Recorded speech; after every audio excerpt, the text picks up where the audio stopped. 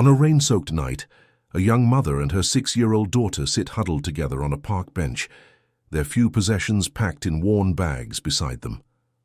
From the comfort of his luxury SUV, a millionaire watches, feeling an unexpected pull toward their plight.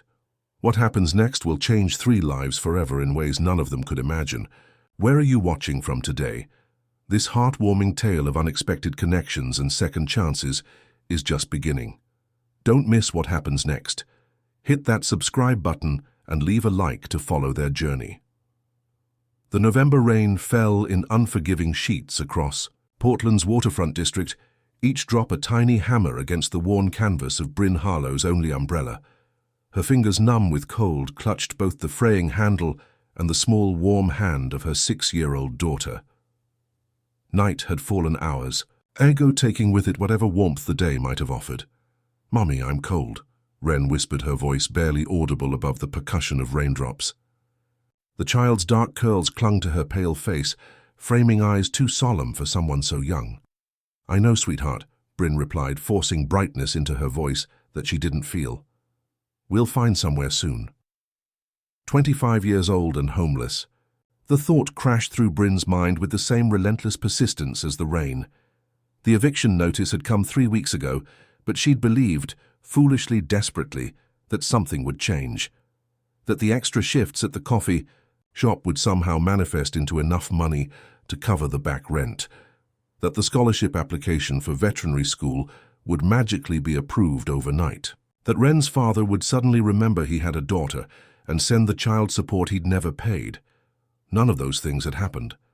Now their possessions were reduced to what fit in 2 backpacks and a rolling suitcase that caught on every crack in the sidewalk. "Can we sit for a minute?" Wren asked, her small shoulders sagging beneath her damp jacket. Bryn scanned the park they were cutting through. A bench beneath a large oak offered minimal shelter. "Just for a minute," she agreed, guiding her daughter toward it. They settled on the wet bench, Bryn positioning herself to block as much rain from Wren as possible. The child leaned against her mother, eyes drooping with exhaustion. "Tell me about the animals again." Wren murmured a ritual request that had sustained them through many difficult nights. Bryn swallowed hard, fighting the constriction in her throat. "One day I'm going to be a veterinarian." She began reciting the dream she'd deferred when she'd become pregnant at 19. "And you'll help me take care of all the animals that need us. The scared ones, the hurt ones. We'll heal them all." "Even the big cats?" Wren asked, following the familiar script. "Especially the big cats," Bryn promised, pressing a kiss to her daughter's damp forehead. Neither noticed the sleek black SUV that had slowed to a stop across the street, nor the man who watched them from behind tinted windows. Griffin Blackwood had not intended to take this route home. An impromptu meeting with the board of directors had run later than expected, forcing his driver to detour through the park district to avoid downtown traffic. Rain streaked down the vehicle's windows, distorting the world outside into impressionistic smudges of light and shadow. He might have missed them entirely, if not for a flash of lightning that illuminated the pair huddled on the bench. "Stop the car," he commanded, his voice cutting through the hushed interior. His security detail, conditioned to immediate obedience, brought the vehicle to a halt. "Is everything all right, Mr. Blackwood?" his head of security asked, hand instinctively moving toward his concealed weapon. "There's a woman and child on that bench," Griffin said, his eyes never leaving them. Something about their posture, the protective curve of the mother's body around her child, triggered a memory from so deep within him that it felt like a physical ache. Through the rain-blurred window, he watched the woman speak to her daughter, saw the child's face brighten momentarily despite their circumstances. It was the expression on the mother's face that struck him hardest, fierce determination undercut by barely concealed desperation. The security team waited for instructions accustomed to Griffin's occasional moments of distraction. At 30, he had earned his reputation as the most enigmatic of Portland's business elite. Since inheriting the Blackwood Animal Care Network, the largest chain of veterinary clinics in the Pacific Northwest, he had doubled its success while maintaining almost complete personal privacy. "Find out who they are," Griffin finally said, his breath fogging the cold window. "Discreetly." As his most trusted security officer slipped out into the rain, Griffin continued to watch the bedraggled pair. Something profound and unexpected shifted within him, a strange certainty that this random encounter on a rainy night would alter the course of his carefully controlled life. What he couldn't possibly know was just how right he would be.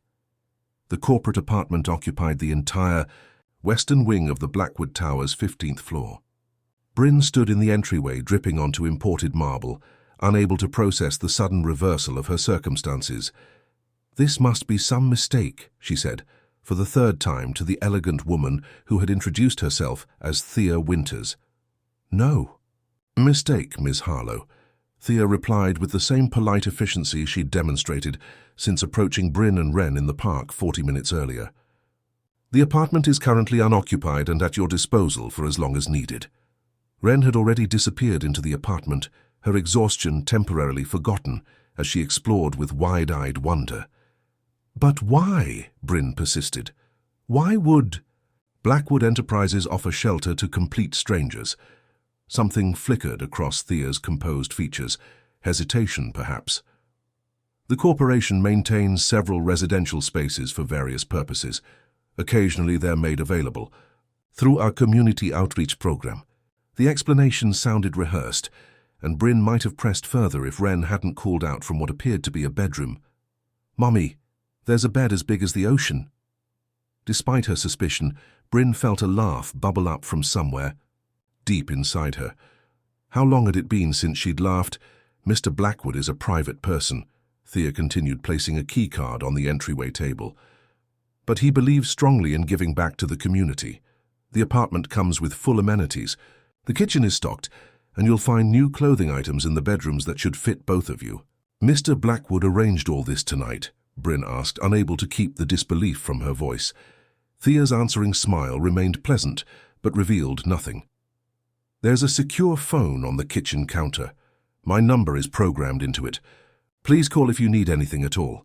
She moved toward the door, pausing with her hand on the knob. "Someone will contact you tomorrow about more permanent arrangements." Before Bryn could form another question, Thea was gone, leaving her alone in the silent opulence of a stranger's charity. In the bedroom, she found Wren already burrowed under plush covers, small body finally yielding to exhaustion. After the briefest hesitation, Bryn shed her wet clothes and slipped into the shower, where she allowed herself 5 minutes. No more, no less, to cry out the fear, relief, and lingering suspicion that competed for dominance in her mind. Later, wrapped in a bathrobe that felt like clouds against her skin, she stood at the floor-to-ceiling windows, watching rain illuminate the city in staccato flashes. Somewhere out there was the mysterious Mr. Blackwood, a man who could apparently transform lives with a single command. Bryn pressed her forehead against the cool glass. "What do you want from us?" she whispered. 15 floors below, in his private office, Griffin Blackwood stared at a tablet displaying the security feed from the corporate apartment's entryway. He watched the young mother standing at the window, her silhouette limned by the city lights beyond. "Everything has been arranged as you requested," Thea said, setting a file on his desk, "though I still don't understand what prompted all this." Griffin didn't look up. "You don't need to understand, Thea. You just need to implement." His assistant of 8 years had long ago learned to decode his abrupt statements. "All right. And tomorrow's meeting?" "Reschedule. I'll be working from home." Thea nodded, knowing better than to question further. As she turned to leave, Griffin's voice stopped her. "Find out everything about her. Education, family aspirations. Everything." "Of course, Mr. Blackwood."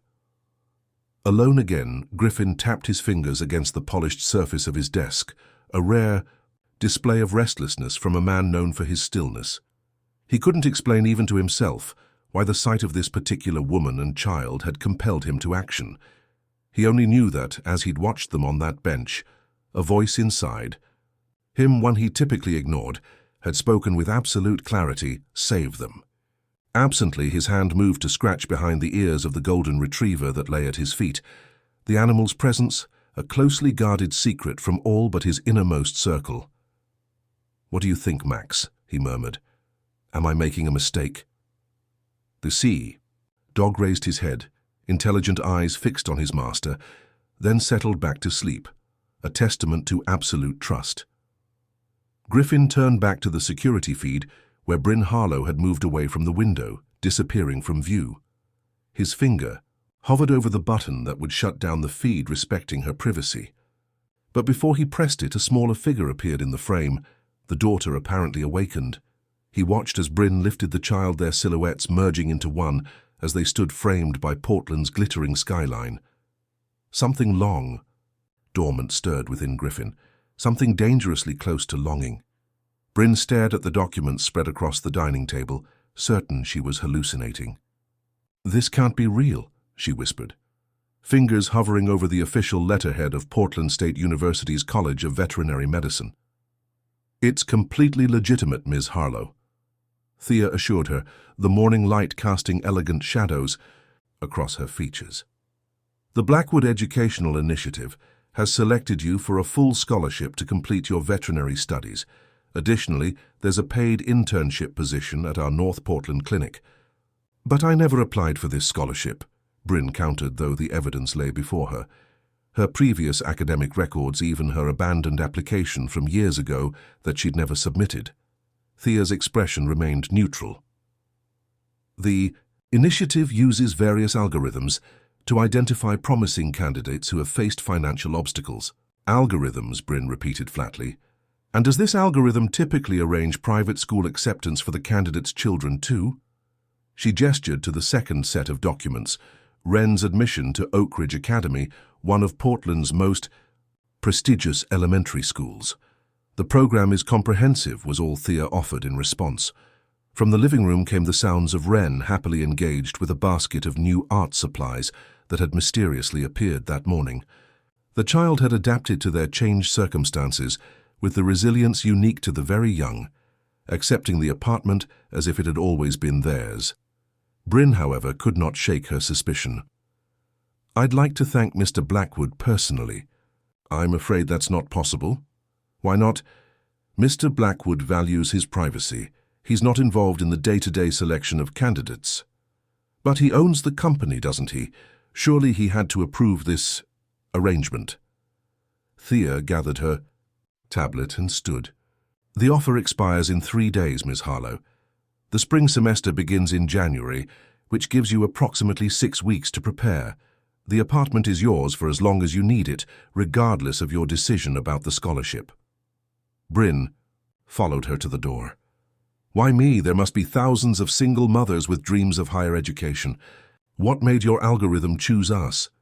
For the first time, Thea's professional veneer showed a crack, a momentary softening around her eyes. "Sometimes, Ms. Harlow, the right person is simply in the right place at the right time." She opened the door, or perhaps the wrong place at the exactly right time. After Thea left, Bryn returned to the table, staring at the documents that represented everything she'd ever wanted. Education, security, a future for Wren. It was too perfect, too convenient. In her experience, unexpected gifts came with unexpected costs. Yet what choice did she have? Pride wouldn't keep Wren fed or housed. "Mommy, look what I drew." Wren appeared at her side, holding up a drawing. Bryn blinked in surprise. The child had drawn a large golden dog standing beside a tall man whose face was obscured by shadow.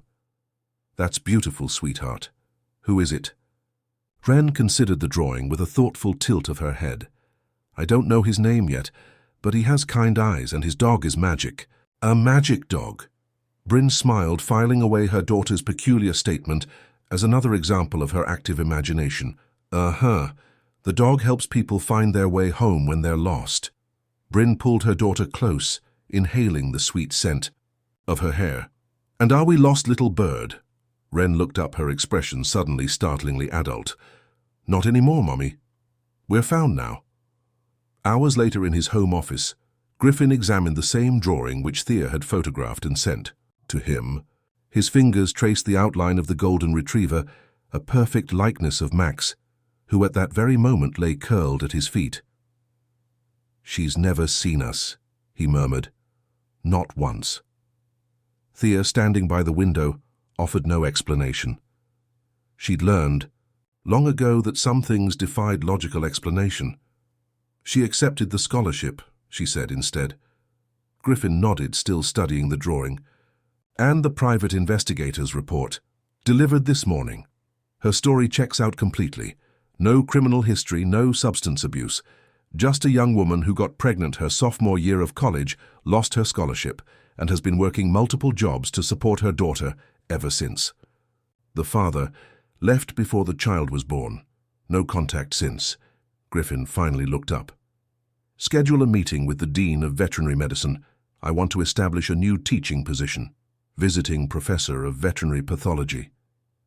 Thea raised an eyebrow. And who exactly will fill this position? Griffin stood suddenly energized. I will, or rather Miles Reed will. Miles Reed.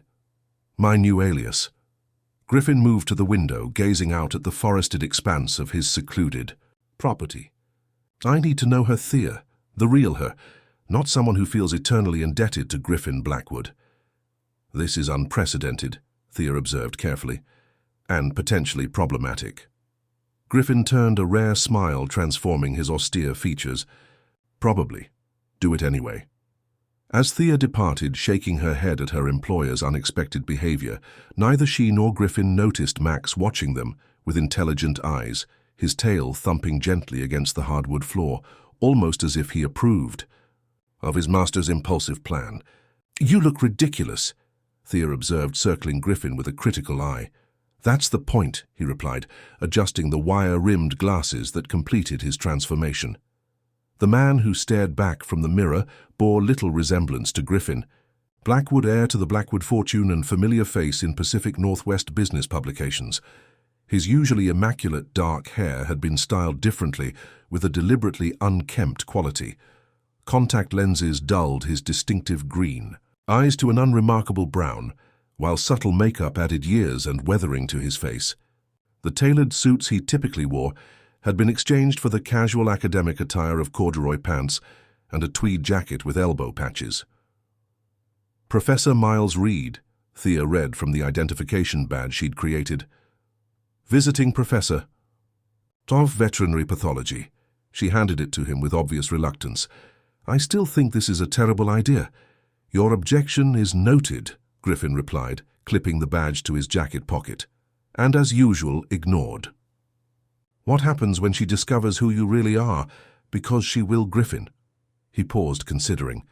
In the 2 weeks since Bryn had accepted the scholarship and started classes, he'd maintained his distance, receiving updates through Thea and the occasional security report. The research he'd authorized had painted a picture of a woman of extraordinary resilience, someone who had faced abandonment, financial hardship, and the demands of single parenthood without compromising her innate kindness or ambition. The more he learned, the more fascinated he became. When that time comes, I'll tell her the truth, he finally answered. Thea's skeptical expression spoke volumes. And you think she'll understand why one of the wealthiest men in Oregon created an elaborate disguise to get to know her, rather than, say, introducing himself like a normal person? Griffin moved toward the door, checking his watch. I have exactly 53 minutes to reach the campus before her advanced anatomy class ends. The cafeteria should be her next stop according to her schedule. You've memorized her schedule, Thea stated flatly. I memorize everything important. His assistant sighed, recognizing the futility of further argument. The dean believes you're conducting research for a new teaching methodology. He's agreed to maintain your cover story and has informed the faculty that Professor Reed is somewhat eccentric and prefers minimal interaction. Perfect. As Griffin reached for the door handle, Thea asked the question she'd been holding back. Why her Griffin? Of all the people you could help, why this particular woman and her daughter? He paused, hand on the door, expression suddenly distant. I've been asking myself the same question for weeks. He met his assistant's concerned gaze. When I have an answer, you'll be the first to know. The university cafeteria buzzed with midday activity students and faculty alike, seeking respite between classes. Griffin, now fully inhabiting his role as Professor Reed, selected a table with strategic sightlines to the entrance, then arranged his props, an open medical journal, a notepad covered with deliberately illegible handwriting, and a half-eaten sandwich. Precisely 12 minutes later, she appeared.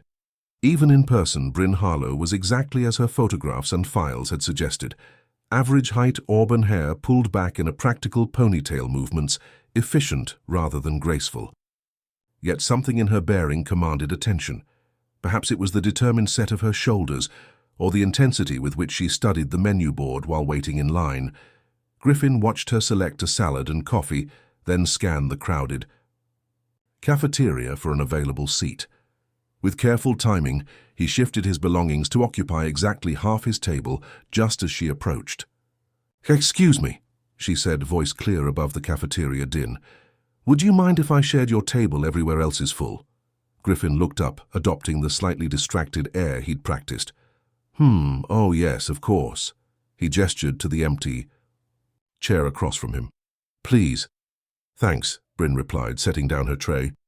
"The lunch rush is brutal today." Griffin nodded, pretending to return to his journal, while covertly observing her. Up close, her eyes were more striking than he'd anticipated, amber flecked with gold, framed by lashes, several shades darker than her hair. "Are you new to the faculty?" she asked suddenly, catching him off guard. "I don't think I've seen you before." He cleared his throat, slipping into his prepared backstory. "Yes, just arrived. Visiting Professor Miles Reed." He extended his hand, forcing a slight awkwardness into the gesture. "Bryn Harlow," she replied, shaking his hand briefly. "First-year veterinary student. Well, technically returning first year. It's complicated." "Life often is," Griffin offered, genuinely interested in how she would characterize her unusual circumstances. She smiled, a quick, surprising flash of warmth. "That's one way to put it. What department are you with Professor Reed?" "Pathology," he answered, gesturing to the journal before him. "I specialize in diagnostic methodologies for exotic species." Her eyes lit with interest. "Really, I've been fascinated by wildlife medicine since undergrad, especially big cats." Griffin allowed himself a small smile, recalling this detail from her file. "An admirable focus. Challenging field, though. Not many opportunities outside of zoos and wildlife sanctuaries." "I know," she admitted, a shadow crossing her features. "But some dreams are worth pursuing, even if the path isn't straightforward." Something genuine and unscripted passed between them, a moment of connection that had nothing to do with his elaborate ruse. Disconcerted by the unexpected intensity, Griffin retreated behind his academic persona. "Indeed. Well, I shouldn't keep you from your lunch, Miss Harlow." She nodded, taking the hint, and began eating her salad while reviewing notes from a previous class. Griffin returned to his journal, turning pages at calculated intervals, while his mind raced with assessments and observations. When Bryn finished her meal and stood to leave, he looked up as if suddenly remembering her presence. "It was pleasant sharing a table with you, Ms. Harlow. Perhaps our paths will cross again."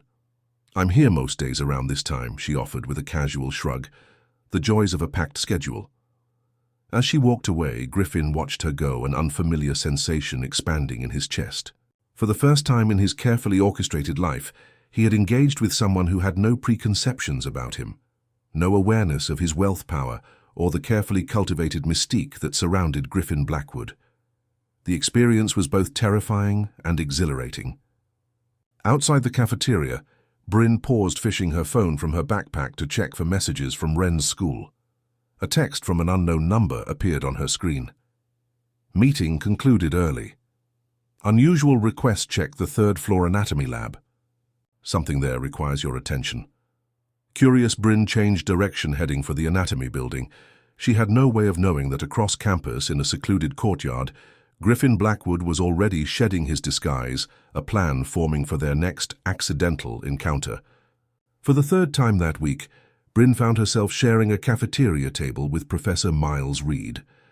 What had begun as a chance encounter was evolving into something resembling a routine, one that she found herself unexpectedly anticipating.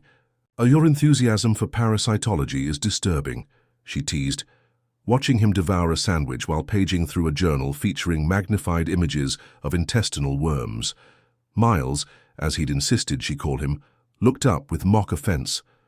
"The complex life cycle of the heartworm is poetry in motion, Miss Harlow." "Bryn," she corrected automatically, "and I'll take your word for it, I'm more interested in the hosts than what's trying to kill them." He smiled, and she found herself once again struck by the curious duality of his presence. On the surface, Professor Reed was somewhat awkward, his academic brilliance counterbalanced by social hesitancy. Yet occasionally, something else flashed beneath the surface. A sharp wit, an unexpected insight, or a commanding certainty that seemed at odds with his bumbling professor persona. "How's your daughter adjusting to her new school?" he asked, closing the journal. Bryn had mentioned Wren during their second lunch, explaining her complicated schedule as a single parent. "Surprisingly well. She's always been adaptable, but this transition has been unusually smooth. Almost like she expected it all along." "Children often have a unique perspective on change," Miles observed, less burdened by preconceptions. "Maybe," Bryn agreed, stirring her coffee thoughtfully.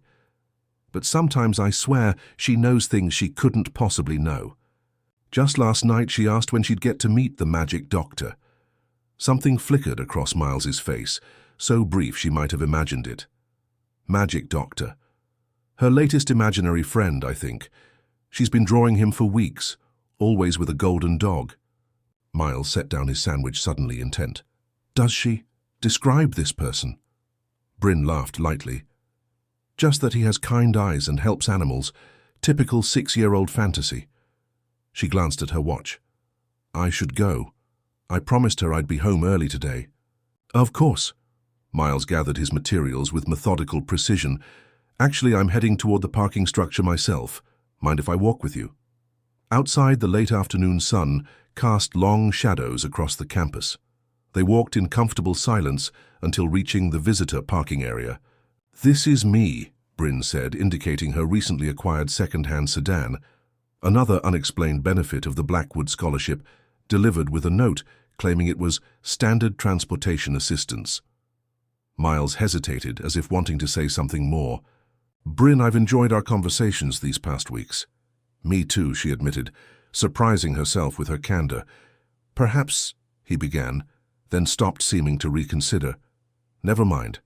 Have a good evening." "You too, Miles." As she drove away, Bryn found herself analyzing their interaction, wondering at the strange comfort she felt in his company. After Wren's father had abandoned them, she'd built careful walls around her heart, focusing exclusively on survival and providing for her daughter. Yet somehow this odd professor had slipped past her defenses without even trying.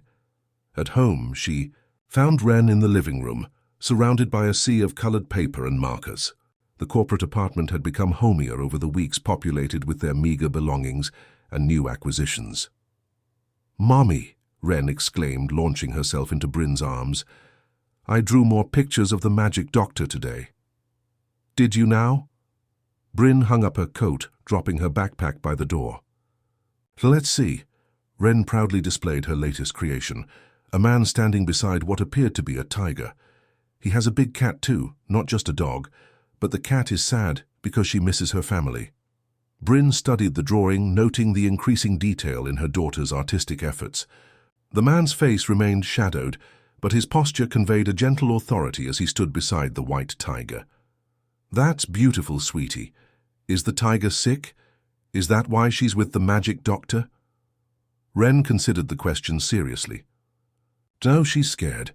People were mean to her, so she doesn't trust them anymore. But she'll be okay because the magic doctor knows how to listen with his heart, not just his ears." The oddly profound statement gave Bryn pause. "Where do you come?" "Up with these things, little bird." Wren shrugged, already returning to her drawing. "I just know stuff sometimes." Later that evening, after tucking Wren into bed, Bryn found herself at the apartment's vast windows, gazing out at the illuminated cityscape. Her reflection stared back, a woman transformed from the desperate figure who had huddled on a park bench just 8 weeks earlier. The mysterious beneficence of Blackwood Enterprises had changed everything. Yet in all that time, she'd never caught so much as a glimpse of the man behind it all. Griffin Blackwood remained an abstraction, a name on buildings and documents, but never a tangible presence. Her phone chimed with a text message.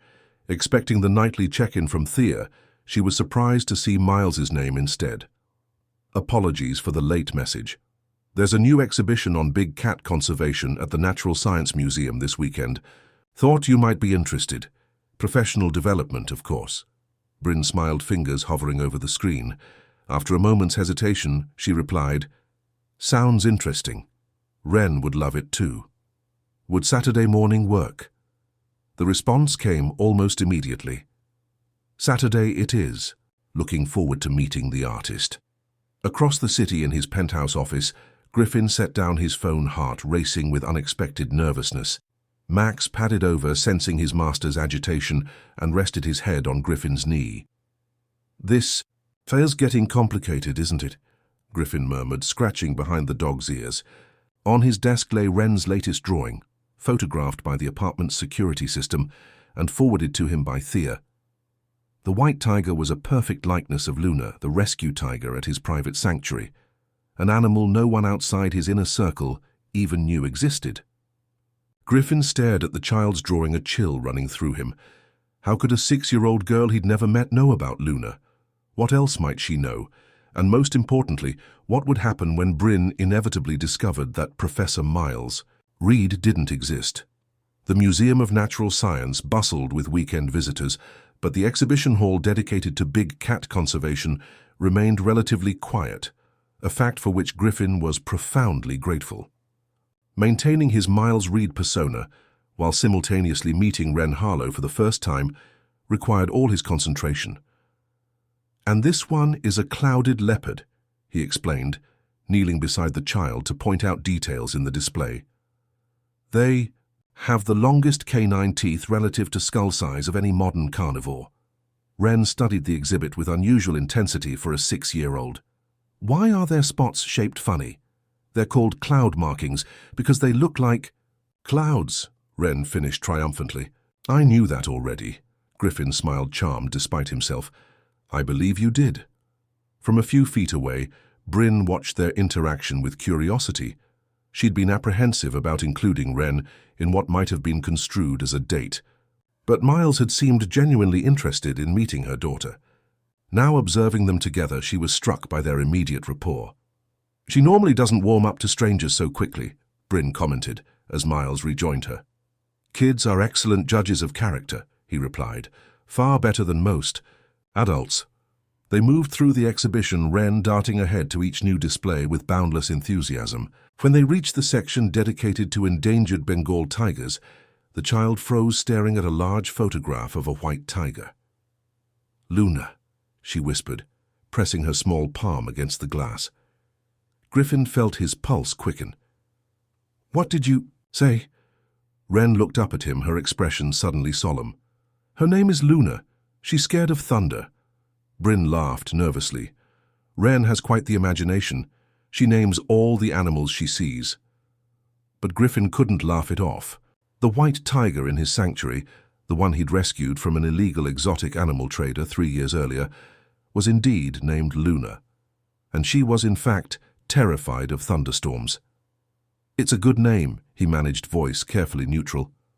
As they continued through the exhibition, Griffin found himself increasingly unsettled by Ren's uncanny insights. She correctly identified specialized equipment used in wildlife veterinary procedures, knew that cheetahs couldn't roar, and explained to a nearby museum docent that tigers had striped skin, not just striped fur. "Has she always been interested in animals?" he asked Bryn during a quiet moment while Ren was occupied with an interactive display. "Always," Bryn confirmed, "but it's intensified recently, ever since—" She hesitated. "Ever since what?"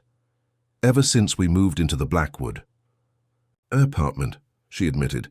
"She's been drawing, constantly asking about veterinary school, talking about this magic doctor who helps animals." Griffin felt a chill run through him. "This magic doctor, has she described him?" Bryn shook her head. "Not really. Just that. He has kind eyes and a golden dog. Oh, and apparently he runs an animal hospital. Pretty specific imaginary friend for a 6-year-old. Before Griffin could respond, Ren appeared at his side, tugging at his sleeve. "Can we see the tigers now?" He blinked in confusion. "We just saw the tiger exhibit, remember?" "No, the real ones," Ren insisted. "The ones at your house." The ensuing silence stretched painfully. Griffin felt his carefully constructed facade begin to crumble as Bryn turned to him with narrowed eyes. "What is she talking about, Miles?" He opened his mouth, closed it again, mind racing for a plausible explanation. He has a big house in the forest, Wren continued artlessly. With Luna and Max. Max is the golden dog who helps people find their way home. Wren, honey, Bryn said carefully. Professor Reed works at the university. He doesn't have tigers at his house. But the child was adamant. Yes, he does. He just doesn't tell people because then everyone would want to see them, and Luna needs quiet to get better. Griffin watched as suspicion bloomed across Bryn's features, replaced quickly by confusion, then something closer to alarm. I think we should go, she said, taking Wren's hand firmly. Bryn, wait. Thank you for the tour, Professor. She cut him off, already backing away. We have another appointment this afternoon. Please, let me explain. Griffin tried again, abandoning the affected mannerisms of Miles Reed, his natural voice emerging, deeper, more authoritative. Bryn froze, recognition flickering in her eyes. Your voice, I've heard it before. At that moment, a group of museum patrons rounded the corner, one of them stopping abruptly at the sight of Griffin. Mr. Blackwood, Griffin Blackwood, I thought that was you. I'm Charles Lindbergh from Pacific Northwest Trust. We met at the conservation fundraiser last month. The stranger extended his hand, oblivious to the tension permeating the small group. Griffin barely registered the man's presence, his attention fixed on Bryn's face as understanding dawned. Blackwood, she repeated, the color draining from her face. You're Griffin Blackwood. Bryn, please. But she was already moving away, pulling Wren along despite the child's protests. Griffin watched them go, the elaborate deception he'd constructed, collapsing around him in the space of mere seconds. Mr. Blackwood, the banker repeated, hand still extended. Not now, Griffin snapped, brushing past him to follow Bryn. He caught up with her in the museum lobby where she was frantically gathering their belongings from the coat check. Give me 5 minutes, he said quietly. Just 5 minutes to explain. Bryn turned to face him, her expression a complex mixture of anger, confusion, and something else, hurt. Explain that you've been lying to me for weeks, that you created. A fake identity to, what, spy on me, make fun of the charity case? No, he protested, it wasn't like that. Then what was it like, Mr. Blackwood? Or do you prefer Professor Reed? Her voice cracked slightly, betraying deeper emotion beneath her anger. Griffin glanced at Wren, who was watching them with solemn eyes. Not here, he said. Please. After a long tense moment, Bryn nodded curtly.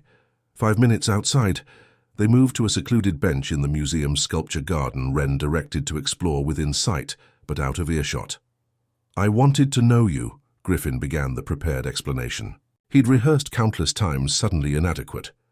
The real you. Not someone who felt indebted to me or intimidated by my position. So you lied. Yes. Bryn waited, clearly expecting more, but Griffin found himself at a loss. How could he explain impulses he barely understood himself? Why me, she finally asked. Of all the people you could have helped, why us? Griffin looked toward Wren, who was carefully circling a modernist sculpture. I don't know, he admitted. I saw you on that bench in the rain and I just knew I had to help. It wasn't calculated or planned. It just was. And the scholarship, the apartment, the car. Were those real at least? All real, he confirmed. No strings attached. They're yours regardless of what happens next. Bryn studied him, her anger gradually giving way to bewilderment. You could have just introduced yourself normally. Why the elaborate disguise, the fake identity, Griffin? Ran a hand through his hair, disheveling the careful styling that was part of his Miles Reed persona. I've never had a normal interaction in my life, he said quietly. Not since my parents died. Everyone wants something from Griffin Blackwood. His money, his influence, his endorsement. I just wanted authenticity. Something in his tone must have reached her, because Bryn's expression softened fractionally. And did you find it? Yes, he answered without hesitation. With you. With Wren. At the sound of her name, Wren looked up, then abandoned the sculpture to join them. She climbed onto the bench beside Griffin, studying his face with uncanny intensity. Hey, you don't have to wear the magic glasses anymore, she said, reaching up to remove his fake spectacles. I like your real eyes better. Griffin froze, startled by both the gesture and the insight. You knew all along, Wren nodded solemnly. Not all along, but for a while now. How? Bryn asked, equally stunned. The child shrugged. I just did. The same way I know about Luna and Max, and about the sad thing that happened to your mommy, she added, turning back to Griffin. Griffin felt his breath catch a coldness spreading through his chest that had nothing to do with the winter air. What do you know about my mother? Wren's expression turned sad. That she fell, but not by accident. And that's why you hide your heart away even though it's really big. In the stunned silence that followed, Bryn reached for her daughter's hand. Wren, honey, that's enough. But Griffin had gone completely still, his face drained of color. No. One knows that, he whispered. No one. Wren placed her small hand on his, a gesture of surprising compassion. I'm sorry, the sad man pushed her. I'm sorry you saw. Bryn looked between them, confusion evident. What is she talking about, Griffin? Met her gaze, his eyes revealing raw pain that no disguise could conceal. Something that happened 20 years ago. Something I've never told anyone. The 5 minutes had long since elapsed, but Bryn made no move to leave. Instead, she shifted closer on the bench, her initial anger seemingly forgotten in the face of this unexpected vulnerability. Who's the sad man? She asked softly. Griffin looked at Wren, then back to Bryn, a decision crystallizing within him. My father, he said finally. She's talking about my father. The countryside estate spread before them, emerald lawns rolling toward distant forest that marked the boundary of Griffin's property. Bryn stared through the car window momentarily, forgetting her lingering anger in the face of such serene beauty. This is where you live? She asked as the driver guided the SUV along a winding driveway. One of my residences, Griffin replied from the seat beside her. He'd discarded all traces of Miles Reed. The glasses, the affected mannerisms, the deliberate awkwardness. In their place was a man of quiet confidence and unmistakable authority. It's where I keep the animals, he added, glancing at Wren, who sat pressed against the opposite window, vibrating with excitement. After the revelations at the museum, Bryn had agreed to hear Griffin out, preferably somewhere private, where they wouldn't be interrupted. His suggestion that they visit his home had surprised her, but Wren's enthusiasm had been impossible to resist. There's someone I'd like you both to meet, Griffin said, as the vehicle pulled to a stop before a sprawling lodge-style home. Someone, who apparently Wren already knows. Before they could exit the car, a golden streak burst from the front door, bounding across the lawn toward them. Max! Wren cried, fumbling with her seatbelt. Griffin helped her out of the car, watching with open amazement as the child knelt to greet his dog. Max, normally reserved with strangers, licked Wren's face enthusiastically, tail whipping back and forth in unmistakable joy. They've never met, he said quietly to Bryn. Not once. Bryn nodded, unable to form a response. In the past few hours, she'd been forced to reconsider everything she thought she knew. About Griffin, about her daughter's seemingly impossible knowledge about the strange intersection of their lives. Come, Griffin said, leading them toward the house. There's more. Inside the home defied Bryn's expectations. Rather than the cold opulence she'd anticipated, she found warm wood tones, comfortable furnishings, and walls lined with wildlife photography. It felt lived-in, personal, nothing like the corporate precision of the Blackwood Tower. Griffin guided them through the house to a glass-enclosed sunroom that offered panoramic views of the property. Wait here, he instructed, then disappeared down a hallway with Max at his heels. Alone with her daughter, Bryn knelt to eye level. Wren, how did you know about Max, about this place? Wren shrugged her attention, captivated by a hummingbird hovering outside the windows. I just knew. But how? The child turned to her mother, expression earnest. The same way I knew we'd be okay that night in the rain. I saw it. Saw it how, in a dream? No, just here. Wren tapped her forehead, like watching a movie but inside my head. Before Bryn could question further, Griffin returned. Are you ready to meet Luna? Wren gasped, eyes widening. The tiger. Can I really see her? "If your mother agrees," Griffin replied, looking to Bryn for permission.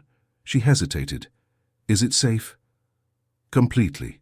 She's in a secure enclosure, and we'll maintain appropriate distance." After a moment's consideration, Bryn nodded. "All right." Griffin led them through the house to a rear doorway, then along a stone path that wound through immaculate gardens toward what appeared to be a large greenhouse structure. As they approached, Bryn realized it was in fact an enormous habitat, a climate-controlled environment with pools, climbing structures, and lush vegetation. "This is my sanctuary," Griffin explained. "I rescue animals that can't be returned to the wild, usually from illegal trading operations or abusive captivity situations." Inside, the air was warm and humid, filled with the gentle sounds of flowing water and rustling foliage. Griffin guided them to a viewing area separated from the main habitat by reinforced glass. "Luna prefers to be left alone," he said, gesturing for them to remain still.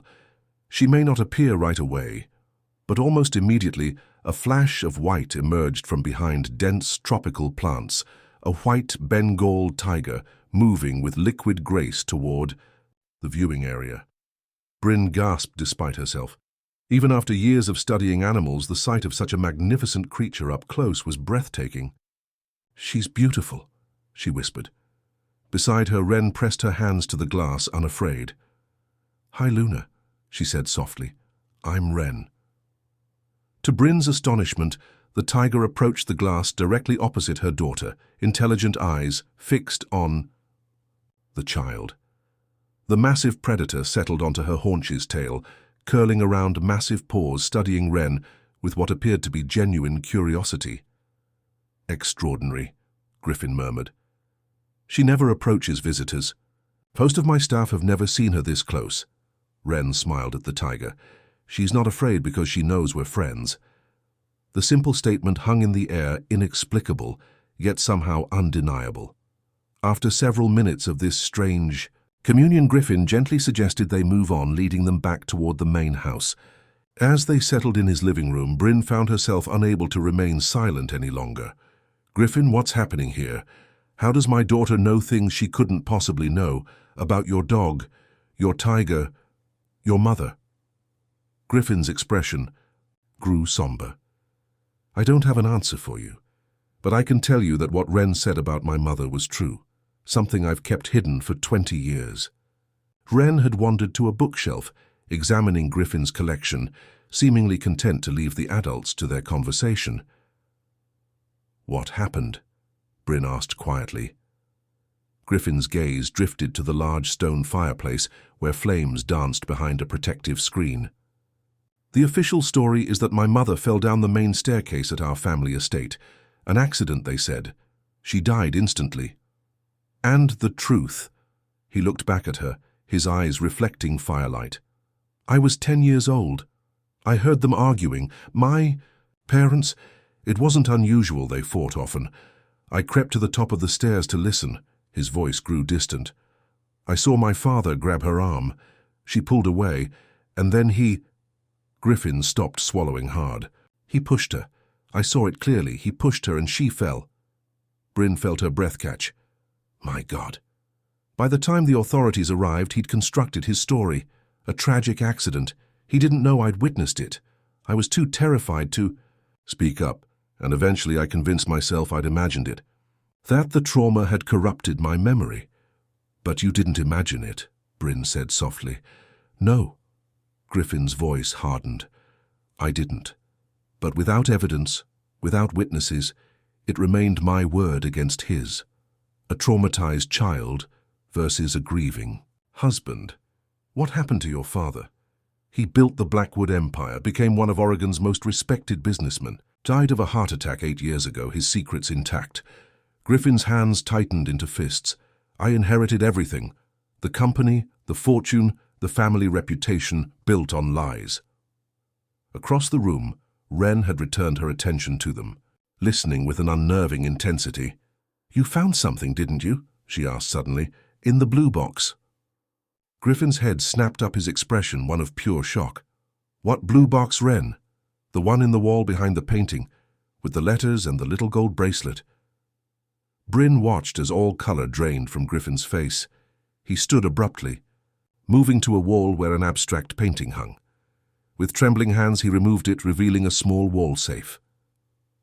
"How could you possibly know about this?" he whispered, fingers hovering over the combination dial. "I just do," Wren replied simply. "Like I know Luna is afraid of thunder, and Max helps people find their way home, and you were the one who saved us that night in the rain." Griffin entered the combination with unsteady hands. The safe door swung open, revealing a small blue metal box, exactly as Wren had described. He carried it back to the seating area, placing it on the coffee table between them. "I found this hidden in my father's study after his death," he explained, voice barely audible. "I've never shown it to anyone, never told anyone it exists." Bryn leaned forward, drawn despite herself into this unfolding mystery. "What's inside?" Griffin opened the box, revealing yellowed letters and a delicate gold charm bracelet. "Letters. My mother wrote to her sister in the weeks before her death. Letters describing her fear of my father, his violence, his threats." He lifted the bracelet gently. This was hers. It was missing after her death. My father claimed she hadn't been wearing it that day. "But she was," Wren said softly. "It got caught on his sleeve when he grabbed her. That's why he kept it." Griffin stared at the child, then at Bryn, bewilderment evident. "How can she know these things? How is this possible?" Bryn shook her head, equally at a loss. "I don't know. She's always had moments of intuition, but nothing like this." Max, who had been lying quietly by the fireplace, suddenly rose and padded over to Wren, resting his head in her lap. The child stroked his fur absently, her expression thoughtful.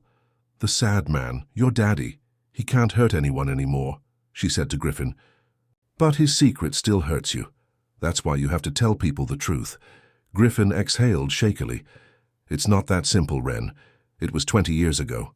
The case is closed, and revealing the truth now would destroy the Blackwood name, everything I've built." "But it's eating you up inside," Bryn observed quietly. "Living with this knowledge, running a company built by the man who killed your mother." "Yes," Griffin admitted, surprising himself with his candor. "It is." A heavy silence fell over the room, broken only by the crackling of the fire, and Max's contented sighs as Wren continued to pet him. "What will you do?" Bryn finally asked. Griffin's gaze moved from the blue box to Wren, then settled on Bryn. Something in his expression shifted, a resolution forming. "What I should have done years ago. Seek justice for my mother, regardless of the consequences." Wren nodded solemnly, as if this decision had been inevitable all along. "We'll help you," she declared. "Won't we, Mommy?" Bryn hesitated.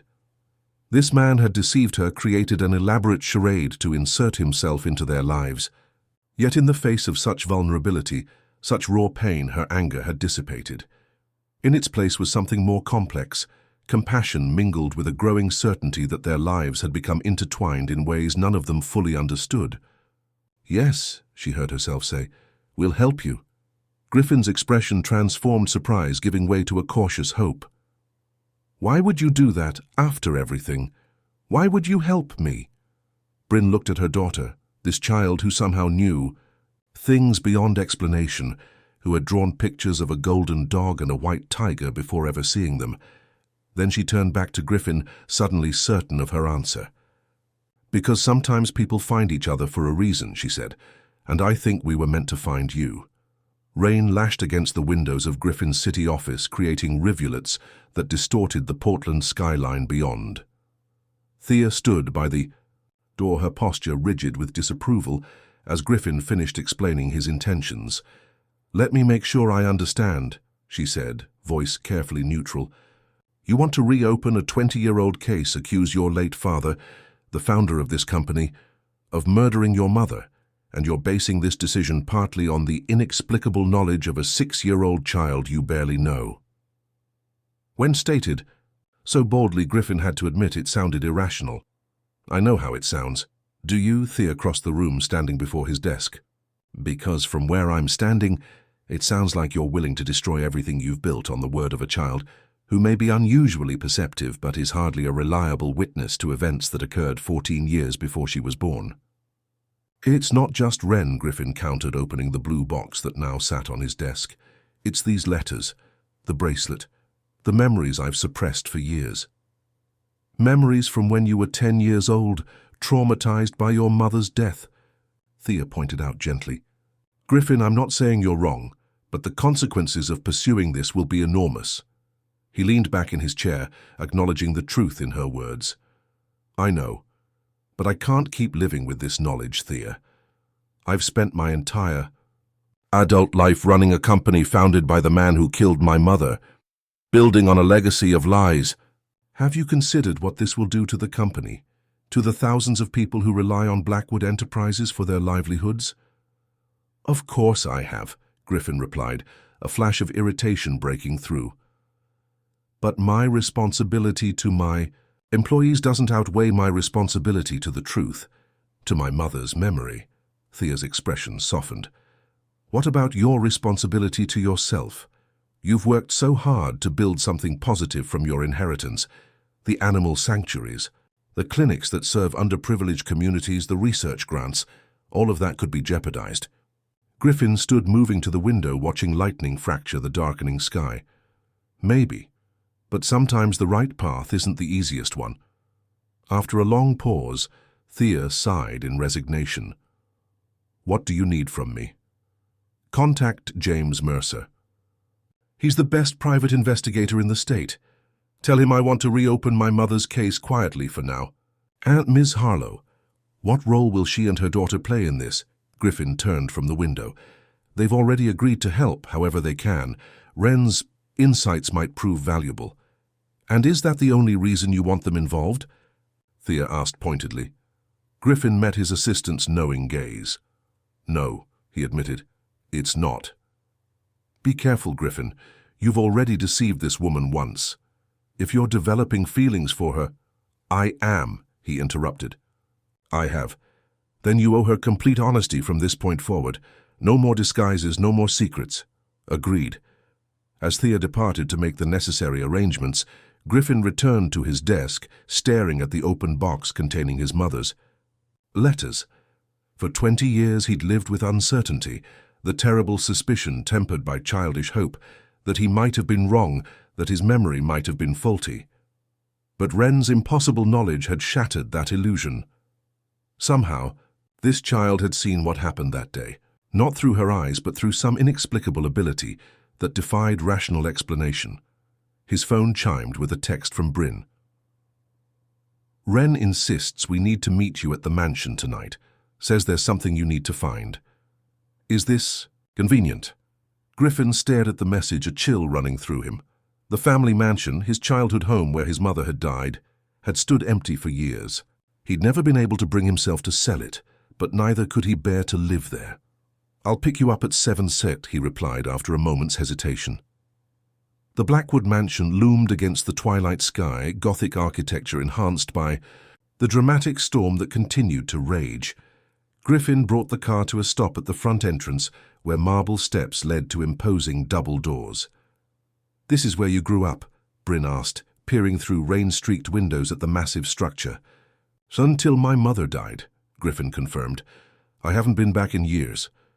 In the back seat, Wren was uncharacteristically quiet, her small face solemn as she studied the house. We don't have to do this tonight, Bryn said, noting Griffin's tense posture. We can come back another time. No, he replied, shutting off the engine. Wren's right. There's something here I need to find. They made a dash through the downpour to the mansion's entrance. Griffin's hands trembled slightly as he unlocked the door, pushing it open to reveal a grand foyer shrouded in shadows. The air inside smelled of disuse and lingering memories. As Griffin located light switches illuminating crystal chandeliers that cast ghostly radiance over marble floors and sweeping staircases, Wren moved forward, as if drawn by an invisible force. This way, she said, heading toward the grand staircase. Griffin and Bryn exchanged glances before following. At the foot of the stairs, Wren stopped, looking up at the ornate balustrade above. This is where she fell, the child said quietly. She tried to grab the railing, but she couldn't reach it. Griffin's breath caught his gaze, moving instinctively to the marble floor where his mother's body had lain. Yes. Wren turned away from the stairs, moving instead toward a hallway that led to the east wing. We need to go to her special room, the one with all the books. My mother's study, Griffin realized, following the child's lead.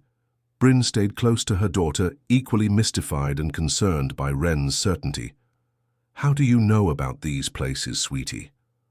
I just see them, Wren replied, continuing down the hallway with unwavering confidence. They passed through corridors lined with dust-covered artwork and antique furniture draped in protective sheets, looking like ghosts in the dim light. Finally, they reached a set of double doors at the end of the east wing. Her study, Griffin confirmed, pushing the doors open. Unlike the rest of the house, this room showed signs of preservation rather than abandonment. Bookshelves lined the walls from floor to ceiling, filled with leather-bound volumes. A large desk dominated one end of the room, while comfortable reading chairs created a cozy nook near windows that overlooked what had once been a rose garden. You've maintained this room, Bryn observed. Griffin nodded. It was her sanctuary. I couldn't bear to change it. Wren moved directly to the fireplace, a massive stone structure that anchored one wall. She knelt on the hearth, her small fingers tracing the intricate carvings on the mantelpiece. There's a secret, she announced, pressing against a decorative flower carved into the stone. To Griffin's astonishment, a soft click sounded, and a small panel in the mantelpiece swung open. I never knew that was there, he whispered, kneeling beside Wren. Within the hidden compartment lay a leather-bound journal, its pages yellowed with age.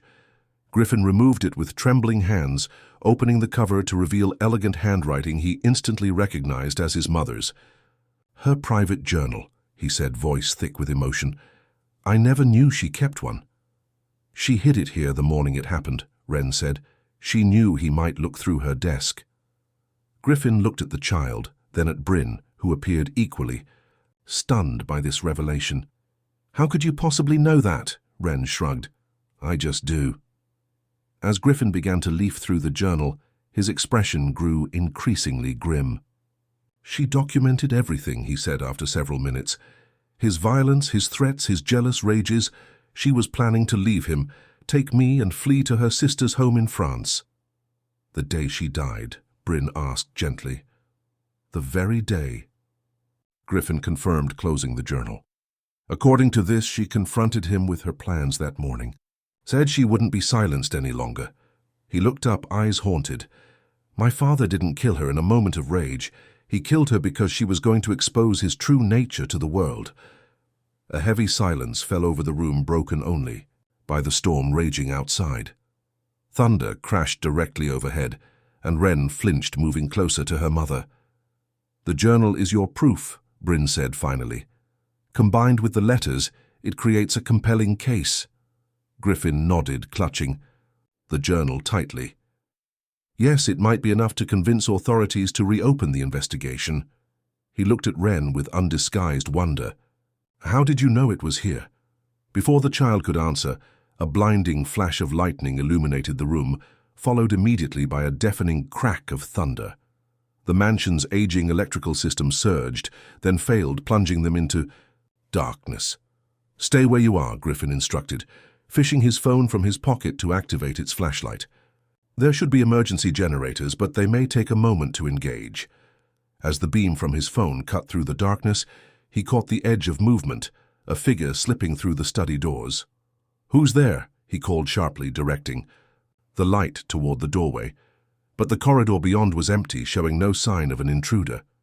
Did you see someone? Bryn asked, pulling Wren closer to her side. I thought I did, Griffin replied, moving cautiously toward the doors. It must have been a shadow.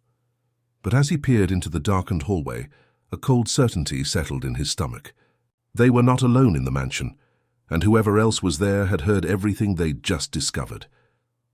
The journal changes everything, James Mercer announced, closing the leather-bound volume with reverent care.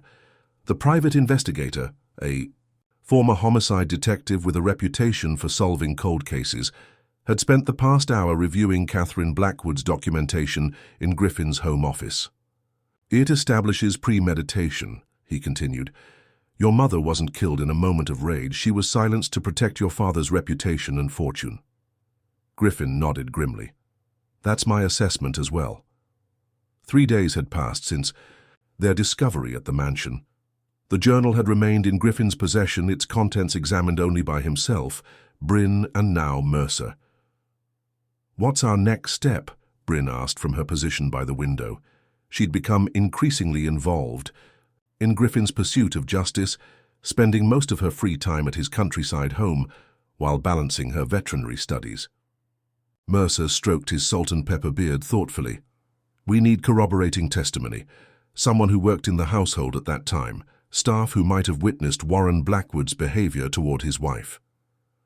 "Most of the staff from that era have either died or relocated," Griffin pointed out. "I've tried to track them down over the years, but with limited success." "There was a housekeeper," Wren spoke up suddenly from the corner where she'd been quietly drawing.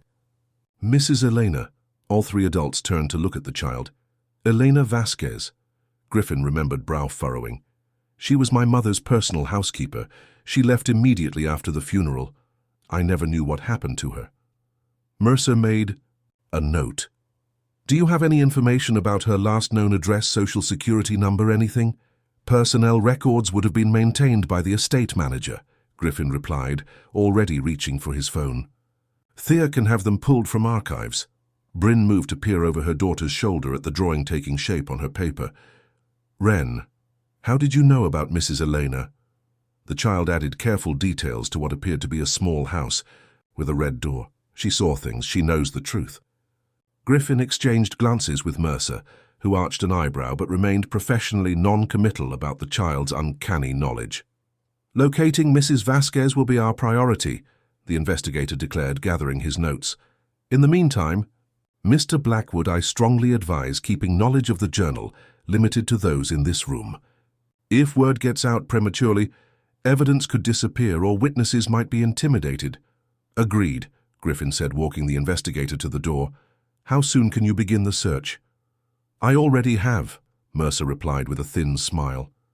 "I made some calls while reviewing the journal.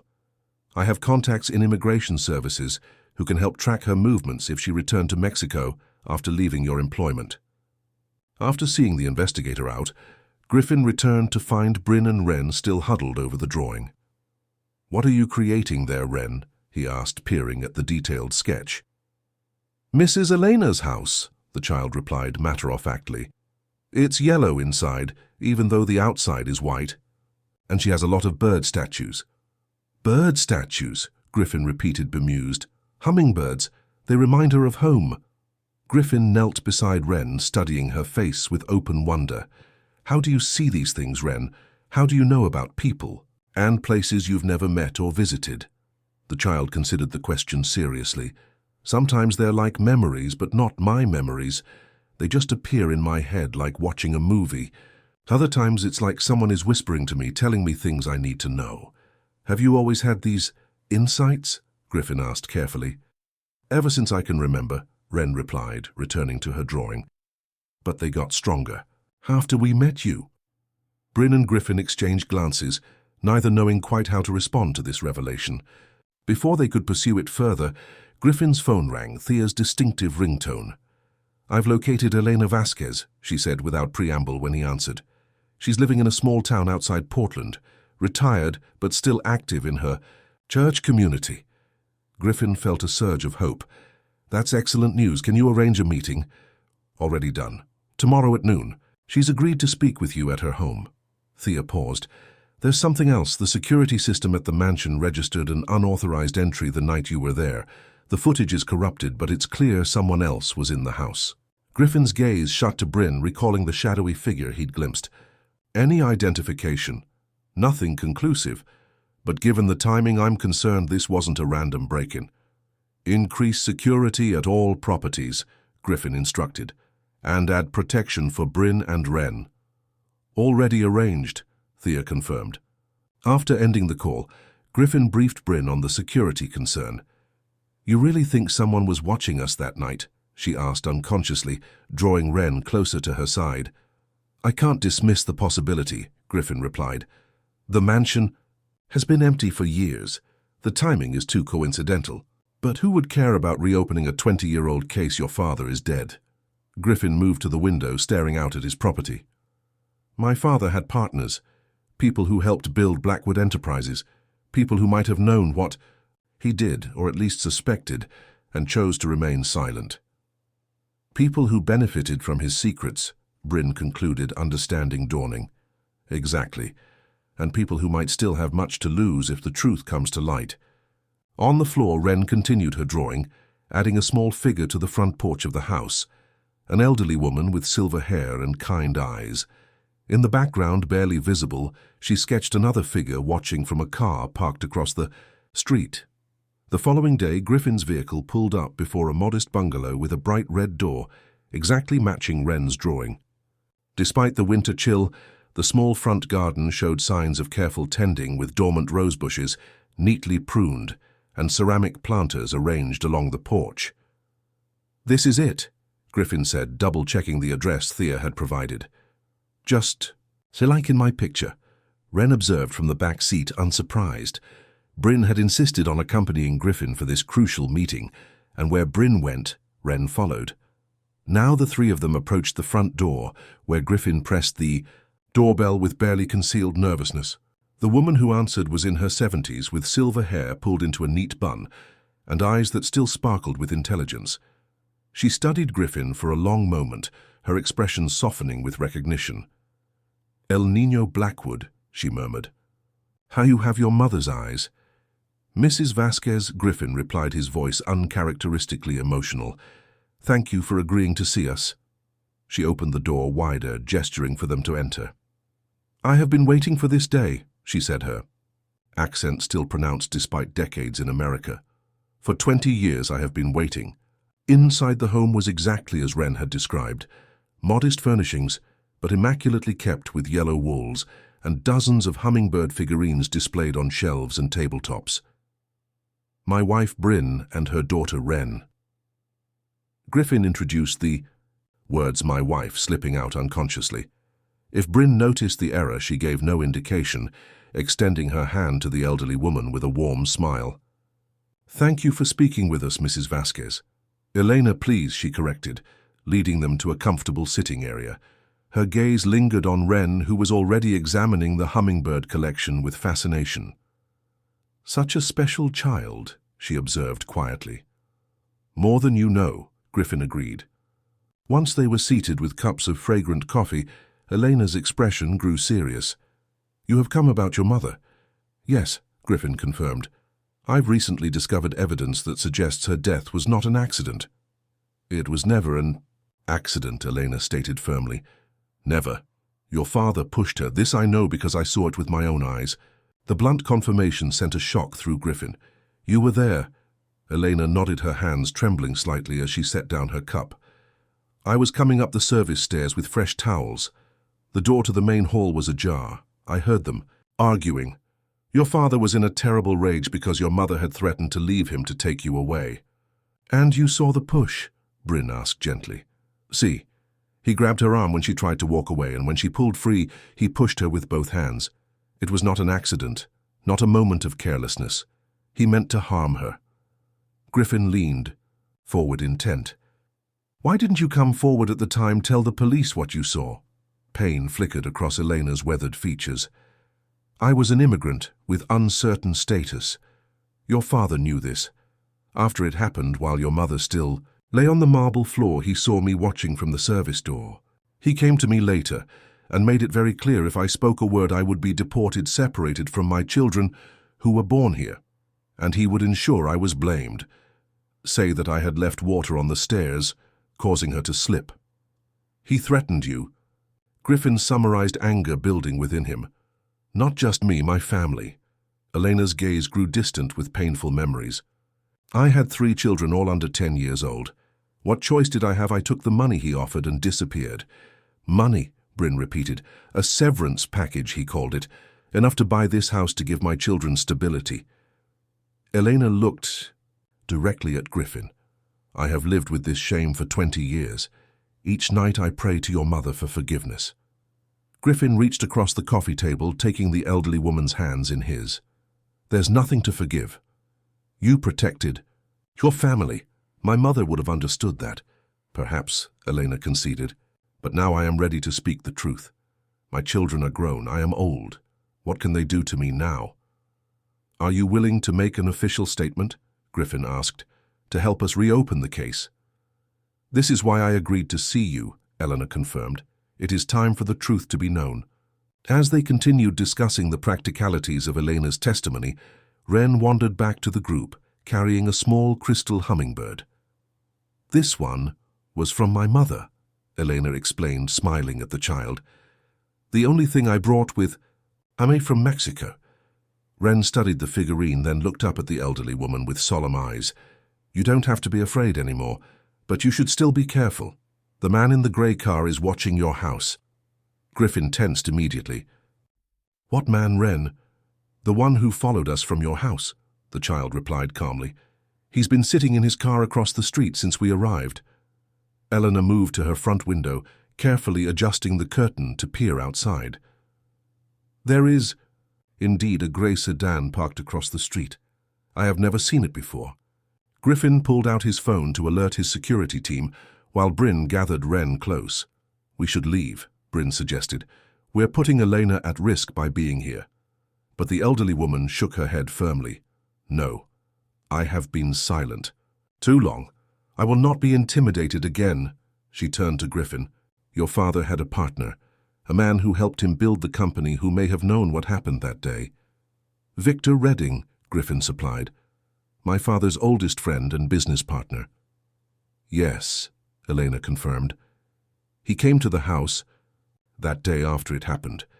They spoke in your father's study for hours while the police were still investigating. I heard Mr. Redding say something about controlling the narrative." Griffin's expression hardened. "Redding is still alive, still on the company's board of directors. And still very powerful," Elena added. "Be careful, Nino. Some men will do anything to protect their legacy." As they prepared to leave, Elena pressed the crystal hummingbird into Wren's small hand. "For you, pequeña vidente, may it bring you clarity and protection." Outside, Griffin scanned the street, but the grey sedan was gone. His security team, alerted by his call, arrived moments later to escort them safely to their vehicle. As they drove away, Bryn turned to him. "What now?" Griffin's grip tightened on the steering wheel. "Now we confront Redding, and we prepare for the storm that's about to break." In the back seat, Wren cradled the crystal hummingbird, her expression distant, as if listening to a voice only she could hear. "The Harlow Blackwood Community Clinic Initiative," Griffin announced, unveiling the architectural renderings on his office wall. 5 veterinary clinics strategically located in underserved communities across the Pacific Northwest. Bryn stared at the detailed plans, momentarily distracted from the investigation that had consumed their attention for weeks. "This is extraordinary. When did you have time to develop this?" "I've been working on it for months," Griffin admitted. "Since before we met officially. The concept solidified after I saw your dedication to veterinary medicine despite the obstacles you faced." They stood in his downtown office, the city lights twinkling beyond floor-to-ceiling windows. As evening descended, the investigation into Catherine Blackwood's death had entered a new phase with James Mercer, building a comprehensive case buttressed by Elena Vasquez's testimony. While they awaited the investigators' final assessment, Griffin had invited Bryn to review another project close to his heart. The clinics will provide free and reduced-cost veterinary care to communities that currently have limited access. Griffin continued, gesturing to demographic maps displayed alongside the renderings. Each facility will include public education, spaces, volunteer opportunities, and youth mentorship programs. "This is incredible," Bryn murmured, studying the detailed plans. "But why include my name? This is clearly your vision." Griffin turned to face her directly. "Because you inspired it. Your determination to pursue veterinary medicine while raising Wren alone, that kind of resilience deserves recognition." A comfortable silence settled between them. In the 2 months since Griffin's true identity had been revealed, their relationship had evolved into something neither had anticipated, a partnership built on shared purpose and growing trust. The deception of Miles Reed had been forgiven, if not forgotten, as they'd focused on unraveling the truth about Catherine's death. Speaking of recognition, Griffin continued moving to his desk to retrieve a document folder. "There's something else I'd like you to consider." He handed her the folder, watching nervously as she opened it to reveal legal paperwork. "The Wren Harlow Educational Foundation," she read, confusion evident. "What is this?" "A scholarship foundation in Wren's name," Griffin explained. "Initially funded with $20 million with annual contributions to follow. It will provide educational opportunities for children from circumstances similar to Wren's, those with exceptional potential but limited financial means." Bryn looked up, momentarily speechless. "Griffin, this is... I don't know what to say." "You don't need to say anything right now," he assured her. "Take time to think about it. The foundation would be governed by a board of trustees, with you having significant input on its direction and priorities." Bryn returned the papers to the folder, her expression thoughtful. "Why are you doing all this? The clinics, the foundation, it's extraordinarily generous." Griffin moved to stand beside her at the windows, both of them reflected in the darkened glass. "For most of my life, the Blackwood name has been associated with wealth and power. My father built that legacy on charm and financial acumen, and as we now know, on terrible secrets. I want to transform that legacy into something meaningful, something healing. And Wren and I factor into this transformation. How exactly, Bryn?" asked, her tone gentle but direct. Griffin hesitated, considering his words carefully. "When I saw you and Wren that night in the rain, something changed in me. I can't explain it rationally. I only know that helping you both felt like the first, truly unconflicted decision I'd made in years. And now," Bryn pressed, "now I can't imagine my life without either of you in it," Griffin admitted, surprising himself with his candor. "The investigation, the foundation, the clinics, they're all important. But what matters most is that we found each other. However, improbably." Bryn studied his reflection in the glass, her expression softening. "You know, when I discovered you were Griffin Blackwood rather than Miles Reed, I was furious. Not just because you'd lied, but because I'd allowed myself to care for someone who didn't actually exist." "I understand," Griffin said quietly. "The thing is," she continued, turning to face him directly, "I've come to realize that Miles Reed wasn't entirely fictional. He was a part of you, perhaps a part you don't often allow others to see."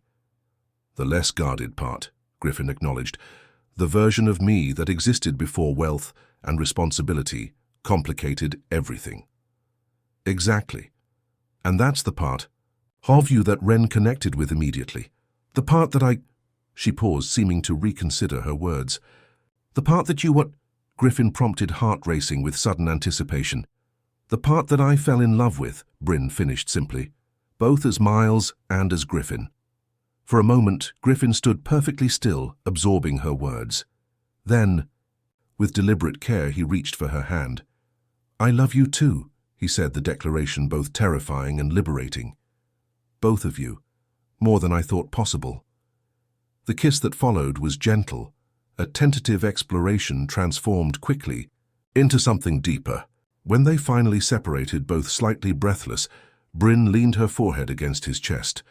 "We should probably take this slowly," she murmured, "for Wren's sake." "Agreed," Griffin replied, though his racing pulse suggested otherwise. "Though I suspect she's already several steps ahead of us." Bryn laughed softly. "Probably. That child's intuition is unnerving sometimes." As if on cue, Griffin's phone chimed with a text from Thea, who was supervising Wren in the building's executive daycare center. "Wren would like to know if you're finally going to show her mother Luna's new habitat tonight, or if she needs to wait until tomorrow." Griffin showed the message to Bryn, who shook her head in amused resignation. "See what I mean, unnerving? I actually do have something to show you both at the sanctuary," Griffin admitted. "I've been working on expanding Luna's habitat, creating a more naturalistic environment for her. Wren's drawings gave me several ideas." "She'll be thrilled," Bryn said. She talks about Luna constantly. I'm beginning to think we need a pet of our own. Actually, Griffin began, then stopped himself. One thing at a time. As they gathered their belongings to collect, Wren Bryn's phone rang, James Mercer's, number flashing on the screen. "Mr. Mercer," she answered, putting the call on speaker. "You're with both Griffin and me." "Good evening," the investigator's voice came through clearly. "I have significant news. The district attorney has reviewed our evidence, the journal, Mrs. Vasquez's testimony, and supporting documentation. They've agreed to officially reopen the investigation into Catherine Blackwood's death." Griffin gripped the edge of his desk, steadying himself. "When?" "They'll make the announcement tomorrow morning," Mercer replied. "Mr. Blackwood, you should prepare for considerable media attention. This will be front-page news across the region." "I understand," Griffin said. "What about Redding? Has he been informed?" "Not officially, but my sources indicate he's aware something is happening. He's currently speaking with his attorneys." After the call ended, Griffin turned to Bryn, his expression a complex mixture of vindication and apprehension. "Tomorrow changes everything. Once this becomes public, there's no turning back." "Are you having second thoughts?" she asked. He shook his head firmly. "None, but I am concerned about how this will affect you and Wren. The media scrutiny will be intense." "We've discussed this," Bryn reminded him. "We're with you whatever comes." Griffin nodded, grateful beyond words for her support. "Then let's collect Wren and head to the sanctuary. I want to enjoy this evening of calm before tomorrow's storm breaks." At the sanctuary, Wren raced ahead of them along the garden path clearly, familiar with the route, despite having visited only a handful of times. Max bounded alongside her, the two having formed an instant bond. "She belongs here," Bryn observed, watching her daughter's uninhibited joy. "I've never seen her so comfortable anywhere else." Griffin squeezed her hand. "She belongs with us, here in the city, wherever we choose to be."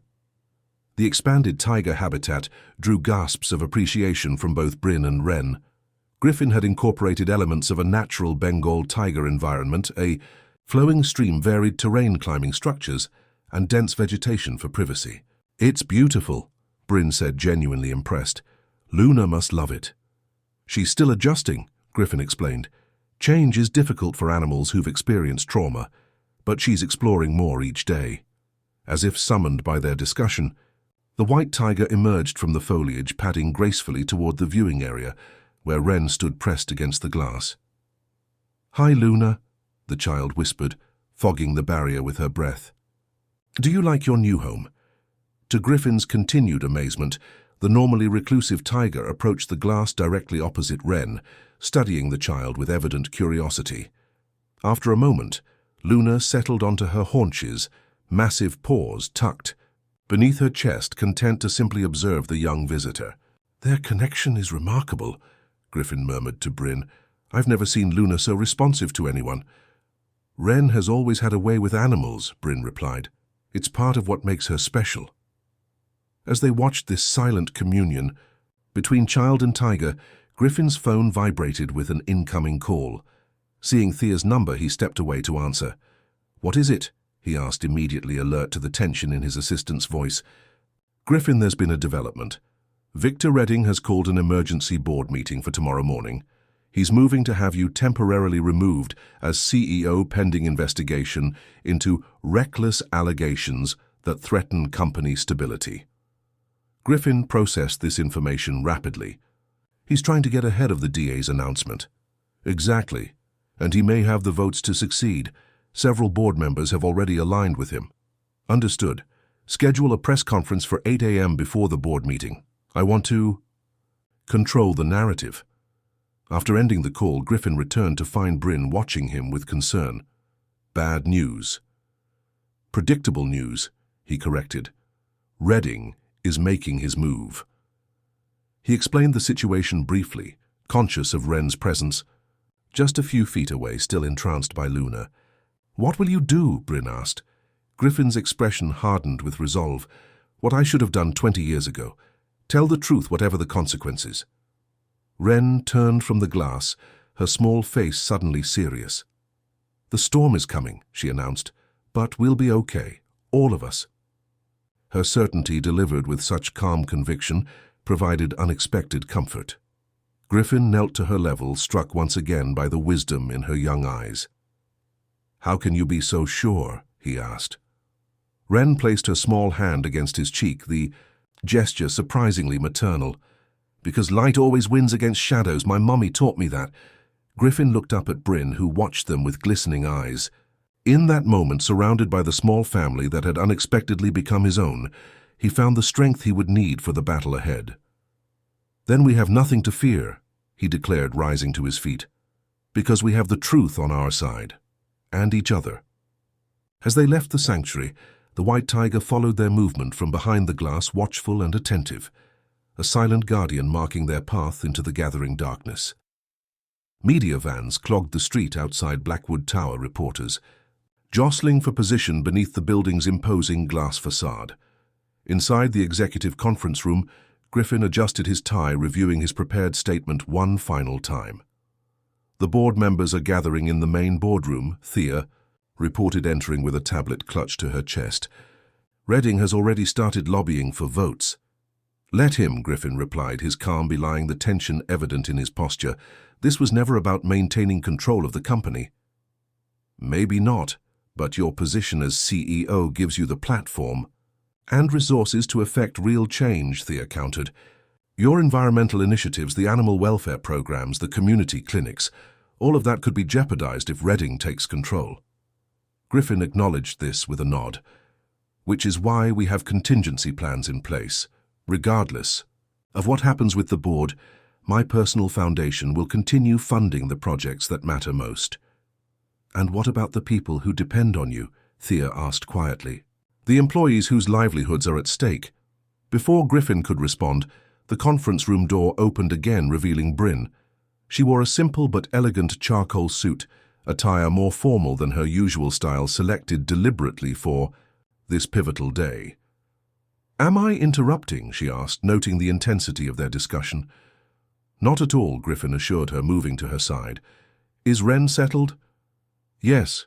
Your security team has her watching movies in the executive lounge with enough snacks to feed a small army." Despite the circumstances, Griffin smiled. "She's become quite attached to my security detail. I think she enjoys ordering them around." "She does have a particular talent for making grown men do her bidding," Bryn agreed with a small laugh. Her expression sobered quickly. "How are you holding up?" "I'm ready," Griffin replied, taking her hand. "Having you here makes all the difference." Thea cleared her throat discreetly. "The press is assembled, and Mr. Mercer has arrived with Mrs. Vasquez." "Good. Let's proceed." The press conference unfolded exactly as planned. Griffin delivered a measured statement, revealing the new evidence regarding his mother's death, formally announcing the reopening of the investigation, and stepping temporarily aside from his CEO duties to avoid any conflict of interest. "While this is a deeply personal matter," he concluded, facing the wall of cameras with composed dignity, "it is also a matter of justice long delayed. I am grateful to the District Attorney's Office for their willingness to examine the evidence with fresh eyes, and I ask for privacy and respect for all involved during this difficult process." Questions erupted from the assembled press corps, but Griffin limited his responses, directing technical inquiries to James Mercer, who provided additional context without compromising the investigation. As the conference concluded, Griffin caught sight of Victor Redding watching from the back of the room, his weathered face impassive. Their eyes met briefly, mentor and protege now positioned as adversaries. The older man turned away first, disappearing through a side door without acknowledgement. "That went as well as could be expected," Mercer commented as the press dispersed. "The DA's office is pleased with your handling of the announcement." "What happens next?" Bryn asked. "The investigation proceeds officially," the investigator explained. "Mrs. Vasquez will provide her formal statement this afternoon.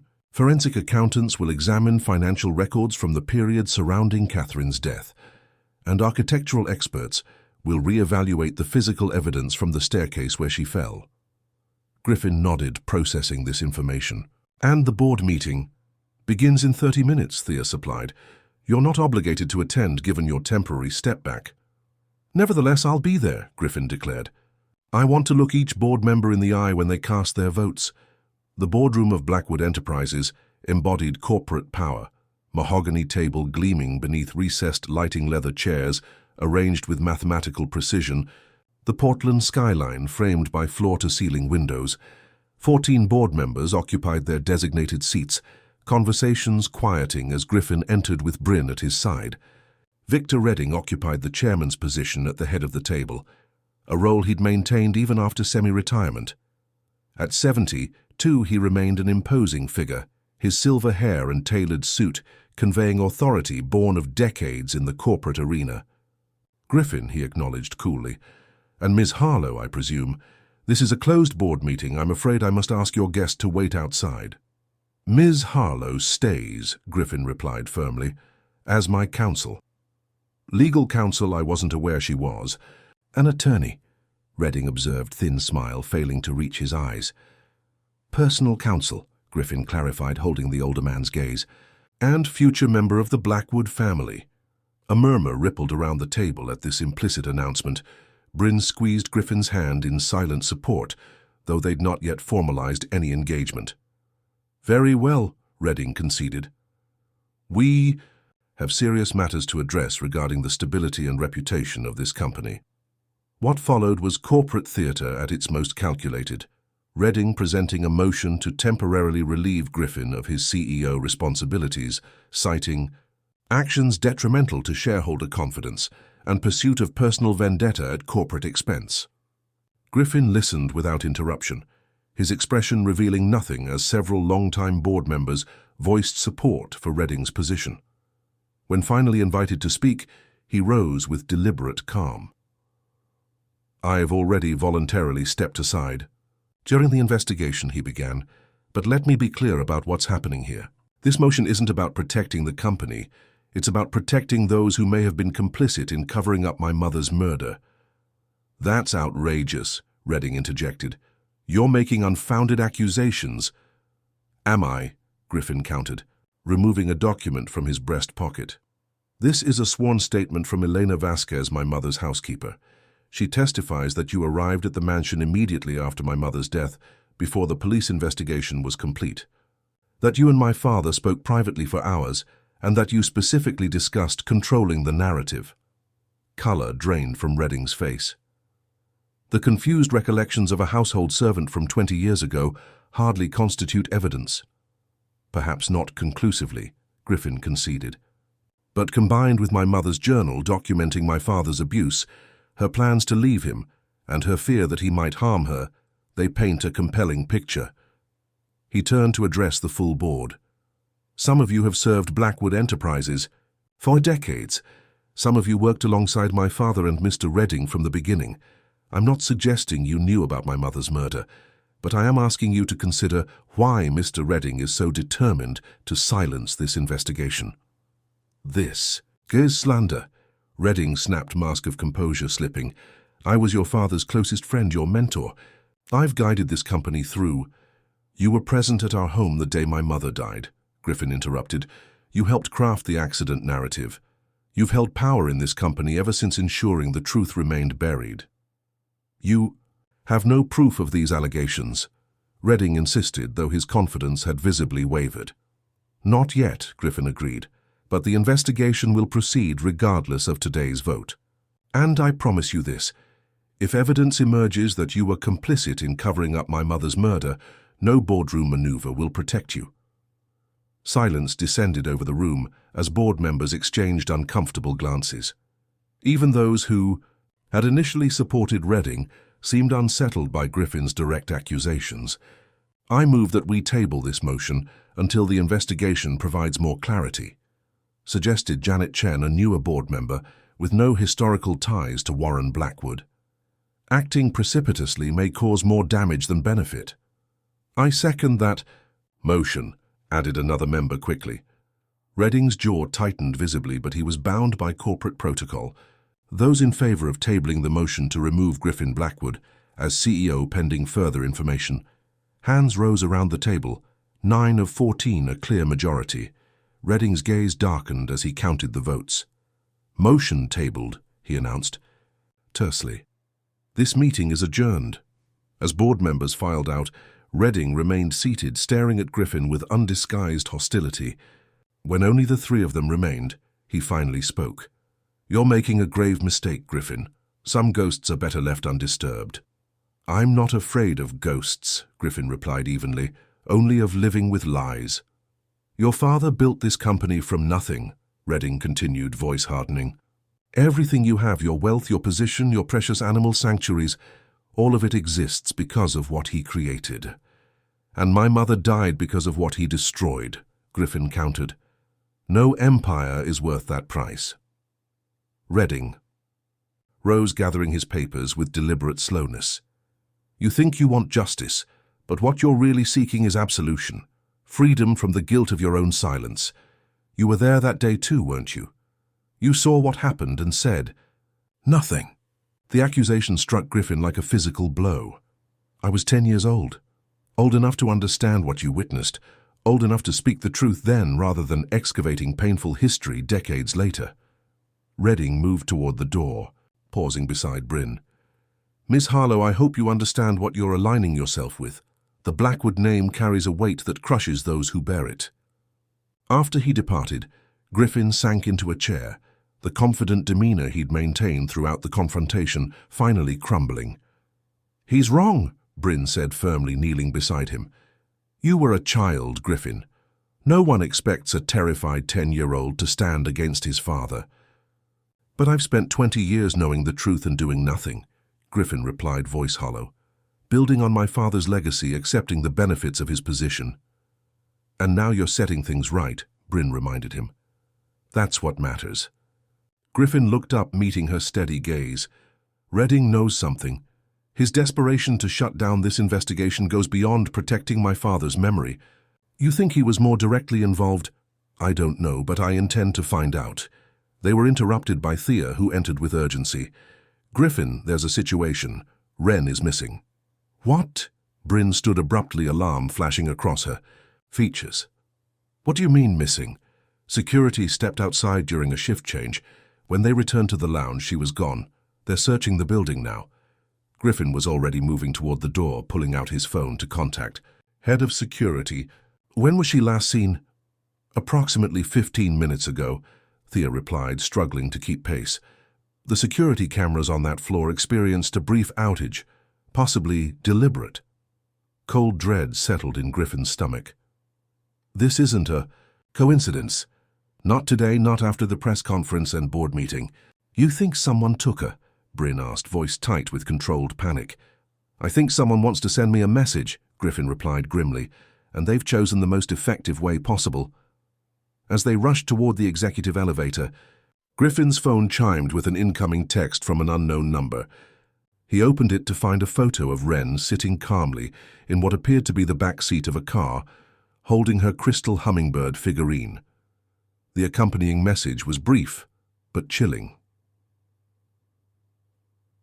"Some secrets should remain buried.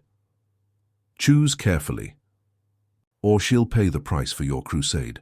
I want every available security officer reviewing footage from every camera in and around this building," Griffin commanded, his voice cutting through the crisis management room with steel precision. "Street cameras, traffic cameras, ATMs, anything with a lens that might have captured her leaving." The team of security professionals and police officers mobilized around him, their movements urgent, but disciplined. 3 hours had passed since Wren's disappearance, each minute stretching Griffin's composure thinner. Bryn sat slightly apart, her face ashen but composed, answering a detective's questions with careful attention.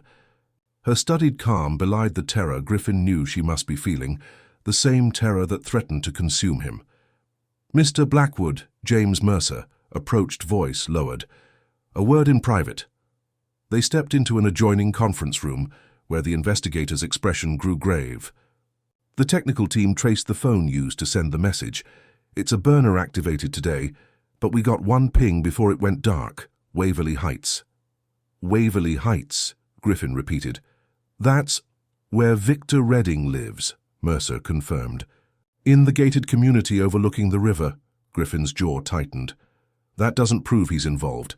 The kidnapper could have driven through that area deliberately to mislead us. True, Mercer conceded. But combined with his behavior at the board meeting and his long association with your father, it merits investigation.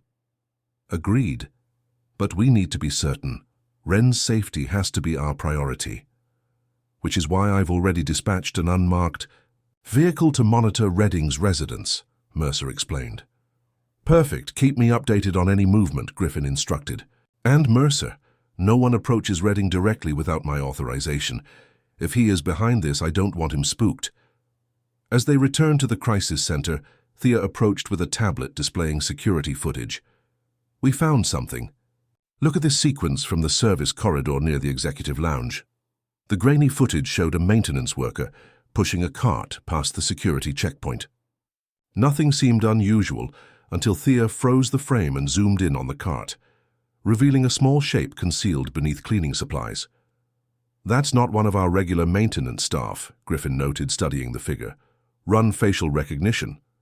Already done, Thea confirmed. He doesn't match any Blackwood Tower employees, but we did get a hit in the system. She swiped to reveal a personnel file. Thomas Webb, former security consultant for Blackwood Enterprises, terminated 3 years ago during corporate restructuring. Webb, Griffin repeated, something clicking into place. He worked directly for Redding's division before the restructuring. Bryn joined them, her eyes fixed on the tablet. They disguised her on a cleaning cart. How did no one notice? The shift change created a perfect window, Thea explained, and the service elevator bypasses most security checkpoints. Griffin's phone vibrated with an incoming call, Mercer's number. Go ahead, he answered, activating speaker. We've got movement at Redding's estate, the investigator reported. A silver Lexus just left the property, driven by Redding himself. He's alone and heading toward the coast highway. Griffin exchanged glances with Bryn, a silent communication passing between them. Follow him, but maintain distance. I think I know where he's going. After ending the call, Griffin turned to his security team. I need a helicopter ready in 5 minutes, and alert the local authorities in Cannon Beach to be on standby. Cannon Beach, Bryn questioned. Why there? My father maintained a private beachfront property there, Griffin explained, already moving toward the door. It's not officially connected to Blackwood Enterprises. It's held through a shell corporation Redding helped establish decades ago. Almost no one knows about it. Except Wren, Bryn murmured. The night before she disappeared, she asked me if we could visit the ocean house with the big rock in the water. Griffin paused, struck once again by the child's inexplicable knowledge. Haystack Rock is visible from the property's windows. I'm coming with you, Bryn declared, her tone brooking no argument. It could be dangerous. She's my daughter, Bryn cut him off. And whatever connection exists between Wren and you, between Wren and this entire situation, I'm part of it too. We face this together. Griffin nodded, recognizing both the truth in her words and the determination in her eyes. Together.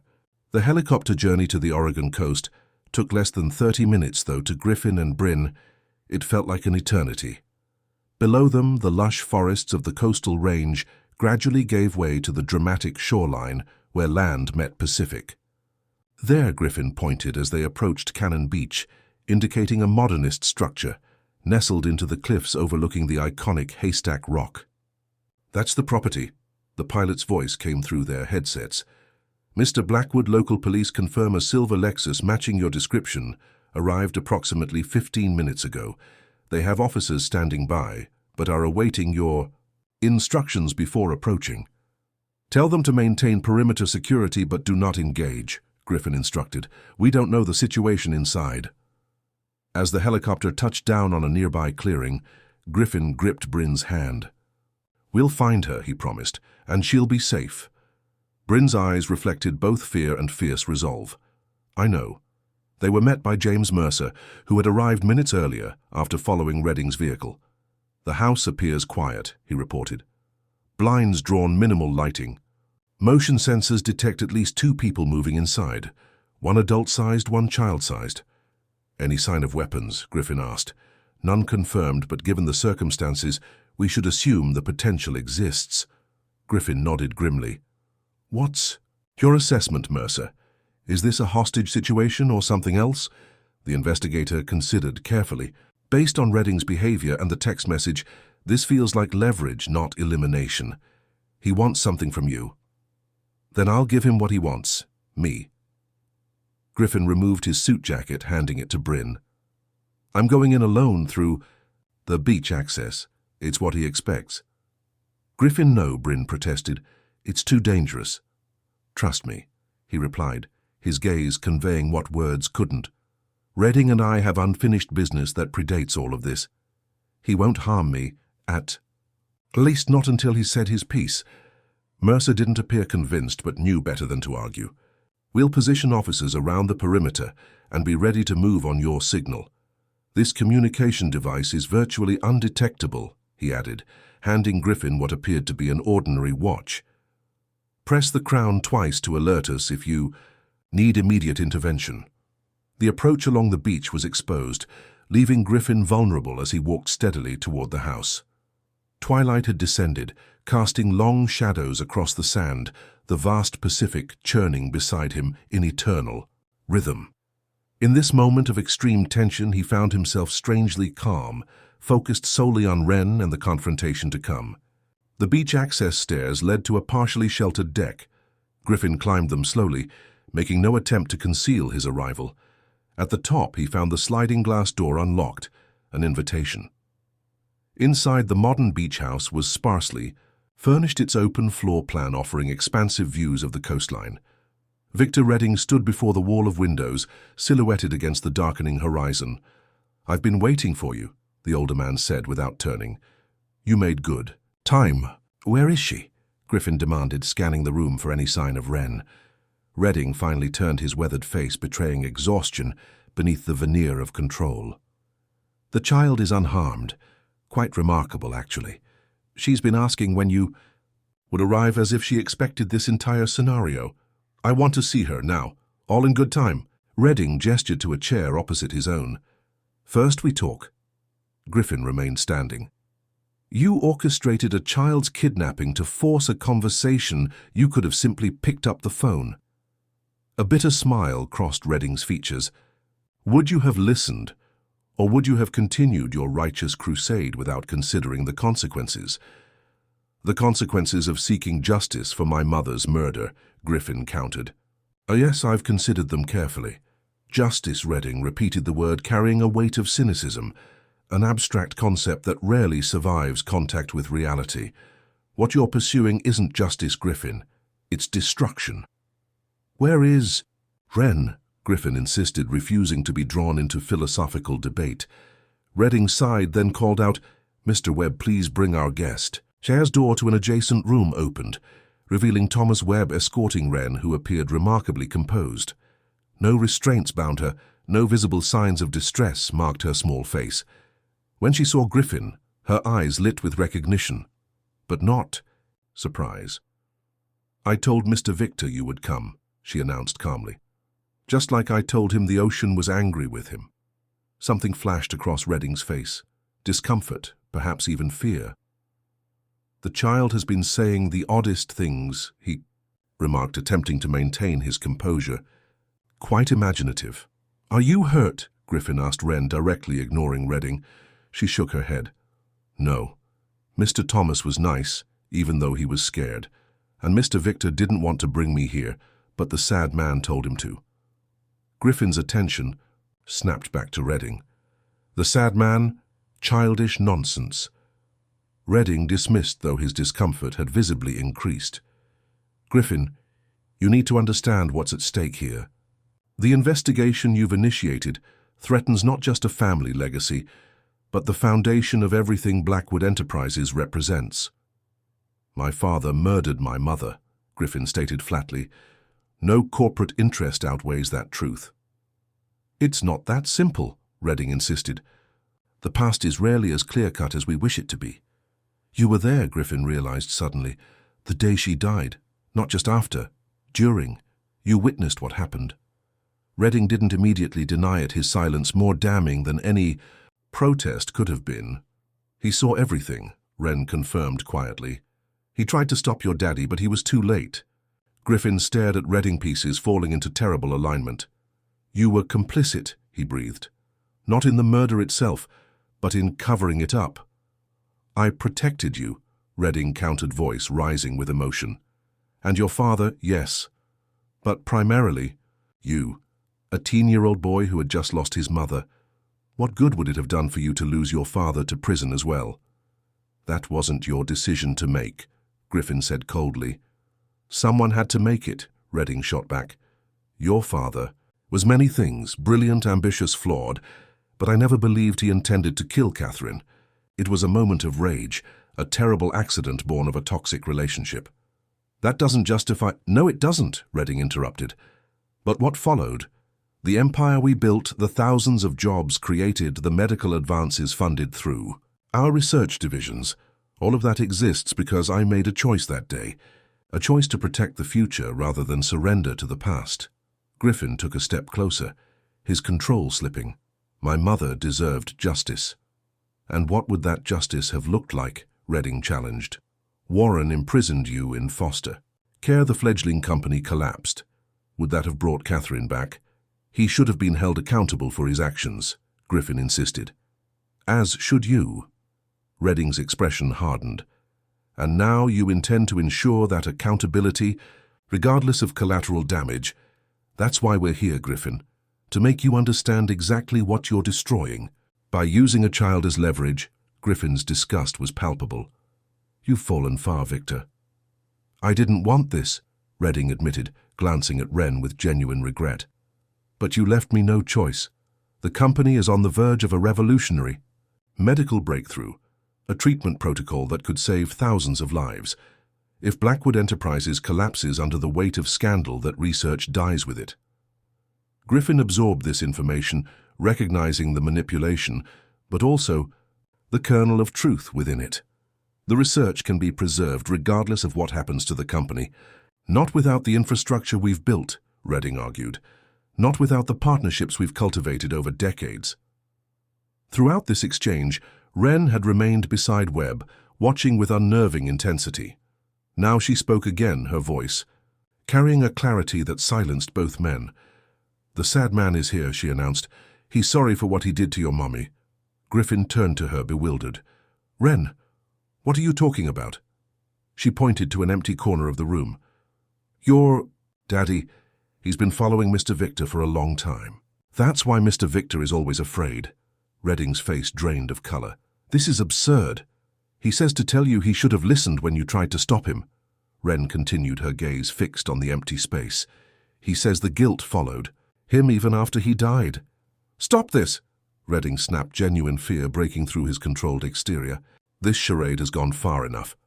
But Wren continued, seemingly channeling a message only she could receive. "He says the blue box wasn't the only evidence. There's more in the beach house, behind the painting of the lighthouse." Griffin's attention shifted to the wall where a seascape hung, a stylized rendering of a coastal lighthouse. Without waiting for permission, he crossed to it, removing it from its mounting to reveal another wall safe. "That's impossible," Redding whispered. "How could she know the combination?" Griffin demanded. "Now." Redding hesitated, then surrendered. 221435. The safe opened to reveal a small recording device and a sealed envelope. Griffin removed, both examining them carefully. "A confession," Redding explained hollowly. "Warren recorded it the night before his heart attack. He gave it to me for safekeeping with instructions to destroy it after his death. I couldn't bring myself to do it, nor could I bear to release it." Griffin held the device as if it might burn him. "Why keep it here?" "Because I knew you'd never come here," Redding replied simply. "This place represented everything you despised about your father." A sudden, unexpected compassion flickered within Griffin as he observed the older man's defeated posture. "You've carried this burden for 20 years. Along with everything else," Redding acknowledged. "The company, its legacy, its future. Your future." Griffin turned to Webb, who had remained silent throughout. "Take Wren outside to her mother. Your cooperation now will be noted when charges are considered." Webb nodded gently, guiding Wren toward the door.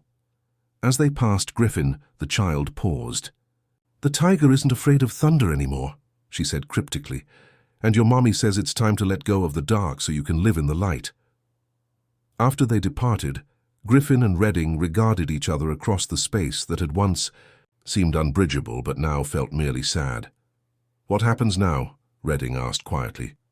"Justice," Griffin replied, "but perhaps not exactly as I envisioned it." Outside, the reunification of mother and daughter unfolded with tears and fierce embraces. Griffin watched through the windows, allowing them their moment before justice resumed its inexorable course. Redding joined him at the window, both men, observing the tableau on the beach below, Bryn kneeling in the sandarms wrapped around Wren, the ocean stretching endlessly behind them. "She's remarkable," Redding observed. "The child sees things others can't." "Yes," Griffin agreed. "She does." "I never meant for any of this to happen," Redding said after a long pause. "Not Catherine's death, not the cover-up that followed. I truly believed I was protecting what mattered most." Griffin turned to face the man who had been his father's closest ally and his own reluctant mentor. "We all make choices, Victor. The difference is in whether we have the courage to face their consequences." As law enforcement officers approached the beach house lights flashing across the darkening shoreline, Griffin felt a weight lifting. Not completely, but enough to glimpse what freedom from the past might eventually feel like. The recording's quality was poor, the voice sometimes fading beneath static, but Warren Blackwood's final confession emerged with unmistakable clarity. Griffin sat motionless in his office, Bryn beside him, as his father's words filled the room with long-buried truths. "I killed my wife," the disembodied voice stated without preamble. 20 years ago I pushed Catherine down the stairs during an argument, and I watched her die. It wasn't an accident, though I've hidden behind that fiction. I was afraid she would. Take Griffin and leave. Destroy everything I'd built. My fear turned to rage and my rage to violence." Bryn reached for Griffin's hand as the recording continued, detailing Warren's manipulation of evidence, his threats against Elena Vasquez, and Redding's reluctant complicity in crafting the accident narrative. "Victor argued for coming clean," Warren's voice continued. "Said the truth would emerge eventually. He was right, though it's taken longer than either of us expected. I record this confession not seeking forgiveness. I don't deserve that, but hoping my son might someday understand that the monster who killed his mother was once a man who loved her beyond reason." When the recording ended, silence enveloped them like a physical presence. Griffin remained perfectly still, tears tracking unnoticed down his face. "He knew," he finally said. "All those years I spent wondering if my childhood memory was accurate. He knew I'd witnessed everything. And still he maintained the lie," Bryn observed quietly. "Yet he couldn't bring himself to destroy the evidence," Griffin noted. "He left breadcrumbs for me to follow. The blue box, this recording. Almost as if on some level he wanted the truth to emerge." 3 weeks had passed since the confrontation at the beach house. Victor Redding had been charged as an accessory. After the fact, though, his cooperation with authorities and the circumstances of the case suggested a plea arrangement would likely result in minimal incarceration. Thomas Webb faced kidnapping charges mitigated somewhat by his testimony that he had been led to believe the operation was a security exercise meant to expose weaknesses in Blackwood Tower's protection protocols. As for Griffin, he had resumed his position as CEO, bolstered by unprecedented board support following his handling of the crisis. The public revelation of Catherine Blackwood's true fate had initially rocked financial markets, but Griffin's transparency throughout the process, including a commitment to preserve all research initiatives and employment positions, had stabilized investor confidence. "The district attorney called this morning," Griffin informed Bryn as they moved to the living room of his countryside home. "The case is officially closed. With my father deceased and Redding's plea agreement finalized, there will be no trial." "How do you feel about that?" Bryn asked, studying his expression. Griffin considered the question carefully. "Relieved, primarily. The truth is known. My mother has justice, however belated, and we can finally move forward without shadows hanging over us." Outside, through the windows, they could see Wren playing with Max in the garden, the child and dog equally joyful in their shared exuberance. "She hasn't had any more visions," Since that night, Bryn noted, following his gaze. Perhaps she no longer needs them, Griffin suggested. Whatever connection allowed her to perceive those truths, maybe it served its purpose. Bryn nodded thoughtfully. She still talks about Luna, though. Says the tiger is dreaming of freedom. She's not wrong, Griffin acknowledged with a small smile. The new sanctuary expansion will be completed next month. Luna will have 5 times her current territory to explore. Their conversation was interrupted by Thea's arrival, tablet in hand as always. The foundation paperwork is complete, she announced. The Harlow Blackwood Community Clinic initiative is officially incorporated with funding secured for the first 5 locations. Excellent, Griffin replied, and the Educational Foundation also finalized. The Wren Harlow Educational Foundation will begin accepting scholarship applications for the fall semester. As Thea departed with her usual efficient grace, Bryn turned to Griffin with mock severity. You're doing it again, making enormous decisions without consulting me. Guilty, he admitted, pulling her into his arms. Though in my defense you did approve the initial concepts. Concepts, yes. Multi-million-dollar implementations, not exactly. Griffin's expression grew serious. Does it bother you the scale of it all? Bryn considered for a moment. Not the scale itself, but what it represents. I never wanted to be someone whose life was defined by wealth or status. That's not what these foundations represent, Griffin countered gently.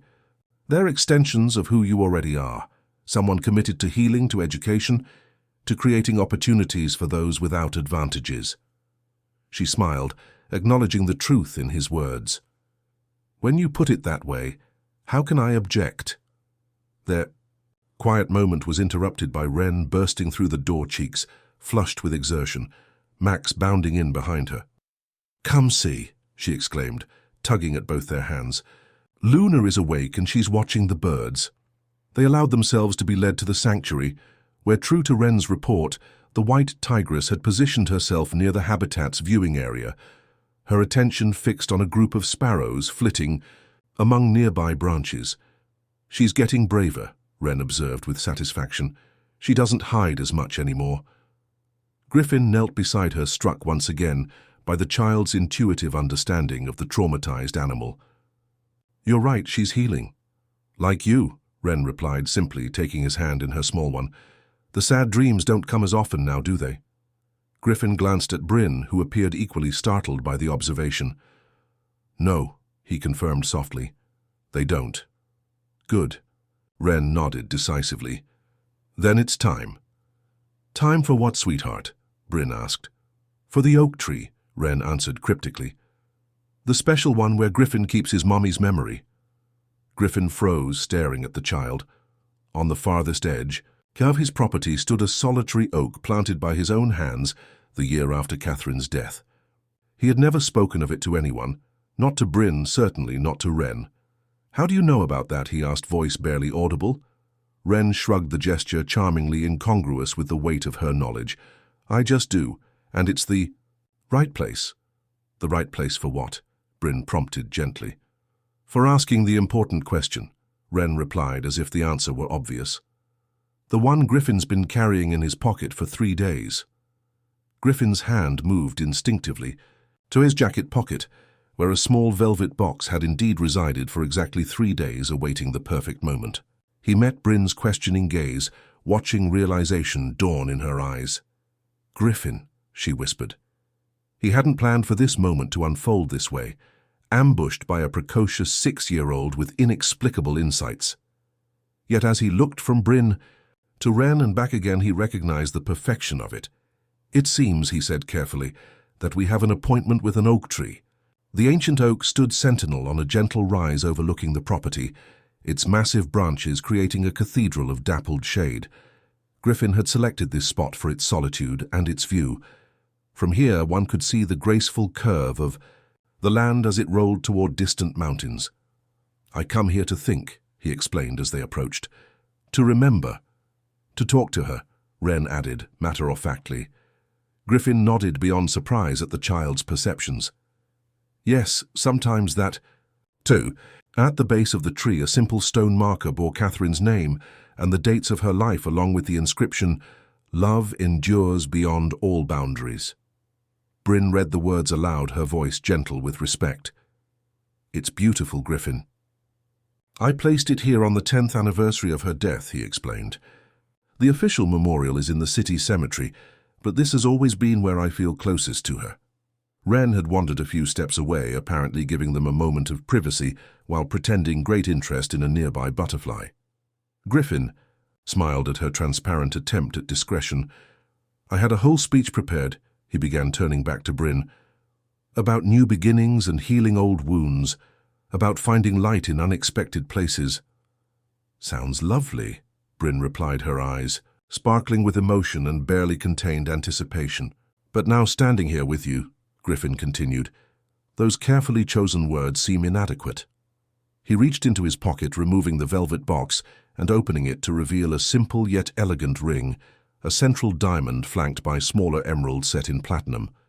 "The first moment I saw you on that park bench, something inside me recognized you," he said, voice steady despite the emotion behind his words. "Not just your situation or your need, but you. Your spirit, your resilience, your capacity for love, despite hardship." Bryn's eyes filled with tears as he continued.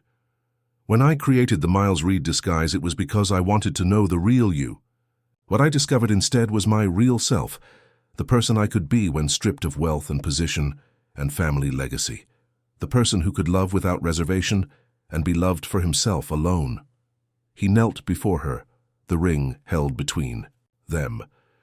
"Bryn Harlow, will you marry me? Will you and Wren build a new family with me, one founded on truth and trust and genuine connection?" Before Bryn could answer, Wren appeared beside them, her small face serious. "You should say yes, Mommy. He needs us and we need him. Plus, Max would be very sad if we didn't stay forever." A laugh bubbled from Bryn's throat, joy breaking through emotion. "Well, if Max would be sad, I guess I have no choice." Her expression softened as she met Griffin's hopeful gaze. "Yes, Griffin Blackwood. Yes to marriage, yes to family, yes to forever, whatever form that takes." As he slipped the ring onto her finger, a sudden breeze stirred the branches above, showering them with a gentle rain of oak leaves. Wren tilted her head upward, a smile of satisfaction crossing her features. "She's happy for us," the child announced with certainty. "Both of them are." Griffin followed her gaze upward toward the canopy, where light filtered through countless leaves in patterns reminiscent of stained glass. For an instant, so brief he might have imagined it, he felt an unmistakable presence, a benediction beyond words. "I believe you're right," he replied softly. Bryn wrapped her arms around both Griffin and Wren, creating a circle of embrace beneath the ancient tree. "So what happens now?" she asked, her voice carrying both wonder and practical curiosity. Griffin looked at the woman who had transformed his life and the remarkable child who had somehow guided them all toward healing. "Now," he said, "we write the next chapter together." What none of them could possibly know in that moment of perfect communion was just how remarkable that chapter would be, or the extraordinary impact their united lives would have on countless others in the years to come. 1 year later, the old Blackwood mansion had undergone a dramatic transformation. Once a monument to wealth and power, now its elegant rooms resonated with voices of healing and renewal. Griffin stood in what had once been his father's study, watching volunteers prepare for the day's therapy sessions. The Blackwood Center for Healing has officially helped over 200 survivors of domestic violence in its first year of operation, Thea reported, consulting her ever-present tablet. The animal-assisted therapy program has garnered national attention, with requests to establish similar models in 3 other states. "Excellent," Griffin replied, genuine satisfaction evident in his voice. "And the research division, Dr. Harlow Blackwood's team, has published their preliminary findings on trauma recovery rates with and without animal interaction. The data is compelling enough that 2 major universities have requested partnership opportunities." Griffin smiled at the formal reference to his wife. Despite their marriage, Bryn had insisted on completing her veterinary degree before joining the center's research division full-time. Her dedication had paid off. Her innovative protocols for animal-assisted trauma therapy were revolutionizing the field. "Where is Dr. Harlow Blackwood this morning?" he inquired, knowing Thea monitored everyone's schedules with meticulous precision. "In the East Garden with the new therapy dogs. Wren is assisting." Griffin nodded his thanks and made his way through the mansion's bright corridors. The transformation of the property had been Bryn's idea, turning the site of tragedy into a place of healing. The painful memories that had once saturated these walls had been gradually replaced by new energy, new purpose. In the garden he found Bryn supervising a training session with 3 golden retriever puppies, descendants of Max bred specifically for therapy work. Nearby, Wren sat cross-legged on the grass, demonstrating proper handling techniques to 2 younger children. "Gentle hands," she instructed, demonstrating the correct way to stroke a puppy's coat. "They can feel your emotions, so you have to be calm inside first." At 7, Wren had grown taller, her dark curls now reaching her shoulders, but her solemn eyes remained the same, windows to a wisdom that continued to surprise those who knew her. Her uncanny perceptions had moderated somewhat over the past year, though she still occasionally made observations that defied explanation. Griffin paused to watch the scene, reluctant to disrupt the moment. Bryn sensed his presence anyway, turning, with a smile that never failed to quicken his pulse. "Spying on us, Mr. Blackwood?" she teased, crossing to greet him with a quick kiss. "Admiring from a respectful distance," he corrected. "How are our newest recruits progressing?" "Brilliantly, though Thunder is living up to his name. He knocked over an entire display of training treats earlier." Griffin laughed, glancing at the most rambunctious of the puppies. "He comes by it honestly." Max was equally energetic at that age. As if hearing his name, the older golden retriever emerged from a nearby shrub, trotting over to receive Griffin's affectionate scratches behind the ears. At 10, Max showed touches of grey around his muzzle, but maintained his dignified bearing and unwavering loyalty. "Are we still on schedule for this afternoon?" Bryn asked, checking her watch. "The helicopter will be ready at 2, Griffin confirmed. "The sanctuary staff has been preparing all week for the unveiling." "Wren's been talking about nothing else," Bryn noted with a smile. "I think she's more excited about Luna's new habitat than Luna will be." "I wouldn't be so sure. That tiger has shown remarkable adaptability this past year." Their conversation was interrupted by one of the center's counselors approaching with a tablet. "Dr. Harlow Blackwood, the new client, has arrived. She's quite nervous and asking specifically for the tiger program." Bryn reviewed the information displayed on the screen, her expression softening with compassion. "I'll be right there. Griffin, can you take over puppy supervision?" "With pleasure," he agreed, watching with admiration as his wife transitioned seamlessly into her professional role, heading toward the main building with purposeful strides. The past year had seen not only the transformation of the mansion, but the expansion of their countryside home as well. What had once been Griffin's solitary retreat now bustled with family life. Bryn's touch evident in warmer colors and comfortable spaces, Wren's presence announced by artwork adorning every available surface. Their marriage, conducted in a simple ceremony beneath the oak tree with only their closest friends present, had marked the beginning of a partnership that extended far beyond personal happiness. Together they had leveraged the Blackwood resources to create something neither could have accomplished alone. A network of healing initiatives spanning both human and animal welfare. The afternoon sun hung low over the expanded sanctuary as their small family gathered for the official unveiling of Luna's new habitat. The white tigress had been temporarily relocated, while construction crews had tripled the size of her territory, adding varied terrain, multiple water features, and complex environmental enrichment. "Is she ready?" Wren asked eagerly, practically, bouncing with anticipation as they approached the observation area. "As ready as she can be," Griffin replied. "Remember, this is a big change. She might take time to explore fully." The sanctuary staff had gathered for the occasion, along with a small film crew documenting the project for educational purposes. At Griffin's signal, the gate to Luna's temporary enclosure was raised remotely, creating access to the expanded territory. "Come on, Luna," Wren whispered, pressed against the observation glass. "It's okay, no one will hurt you here." For several tense minutes, nothing happened. The white tigress remained out of sight, perhaps hesitant to venture into unknown territory. Then a flash of white appeared at the gate, Luna's head emerging cautiously, nostrils flaring as she scented the new environment. "She's coming." Wren breathed her excitement barely contained. With regal deliberation, Luna stepped through the gate, her massive paws silent against the earth. She paused, surveying her expanded domain with evident caution. Then, to everyone's surprise, she broke into a fluid run, a streak of white against green foliage as she explored her new freedom. Applause erupted among the staff, and Griffin felt Bryn's hand slip into his, squeezing with shared emotion. Beside them, Wren watched with absolute focus, her expression reflecting a joy that seemed to transcend the already significant moment. "She remembers," the child said quietly. "Remembers what, sweetheart?" Bryn asked. "Being free. Before people hurt." Her? She thought she'd never feel it again, but now she does. Wren turned to Griffin, her eyes bright with conviction. "That's what you did for her. You gave her back what was taken." Griffin knelt, meeting the child's gaze directly.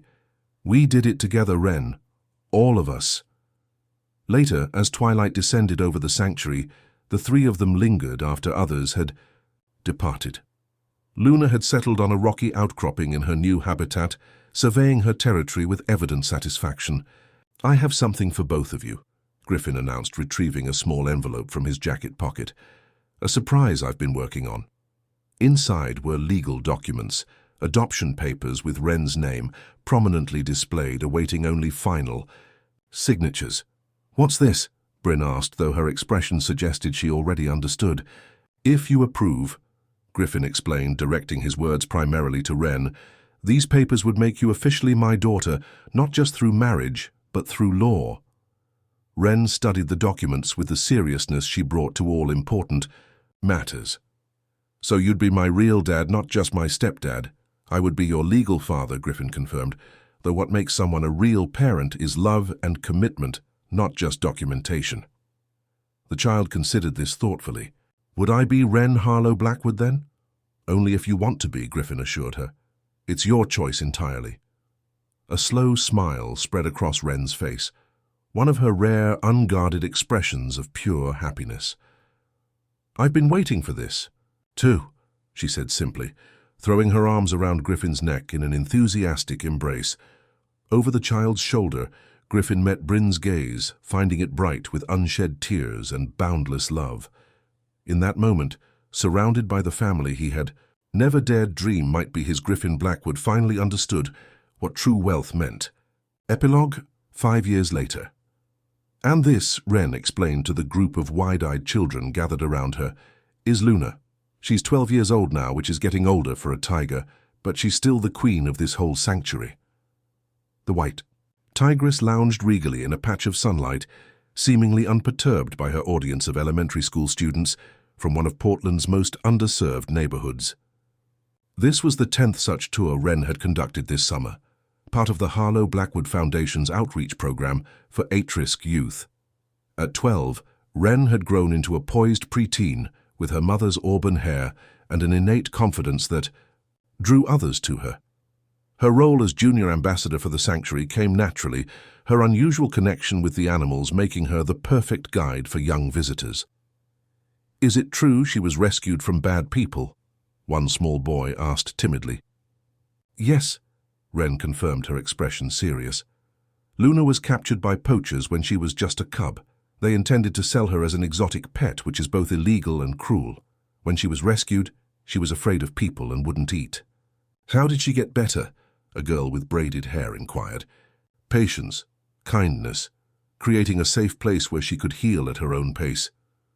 Wren gestured toward the expansive habitat.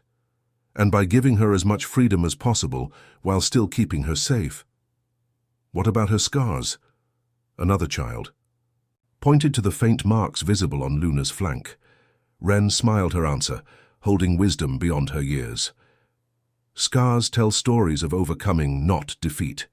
They remind us that healing is possible even after the worst pain." From the observation deck above, Griffin and Bryn watched their daughter with matching expressions of pride. Beside them stood Max, now elderly, but still dignified, and nestled in a carrier between them slept their 6-month-old son, Ethan. "She's remarkable," Griffin observed quietly. "Every time I watch her with the animals or other children, I'm amazed all over again." "She's always had a gift," Bryn agreed, adjusting the sunshade over the baby carrier, "though these days it manifests more as exceptional empathy than mysterious knowledge. Either way, those kids adore her. The program director says enrollment has doubled since Wren started leading tours." Bryn leaned against her husband's shoulder, contentment evident in her posture. "Did you ever imagine that night in the rain, that your impulsive act of kindness would lead to all this?" Griffin's arm slipped around her waist, drawing her closer. "Never. I thought I was offering shelter to a woman and child in need. I had no idea they would offer me salvation in return." Below them, Wren had moved her group to the next exhibit, a family of rescued otters who performed elaborate aquatic acrobatics for their appreciative audience. Her voice carried clearly as she explained their natural behaviors and the environmental threats they faced in the wild. "She'll change the world someday," Bryn murmured, in her own quiet way. "She already has," Griffin replied. "She changed ours."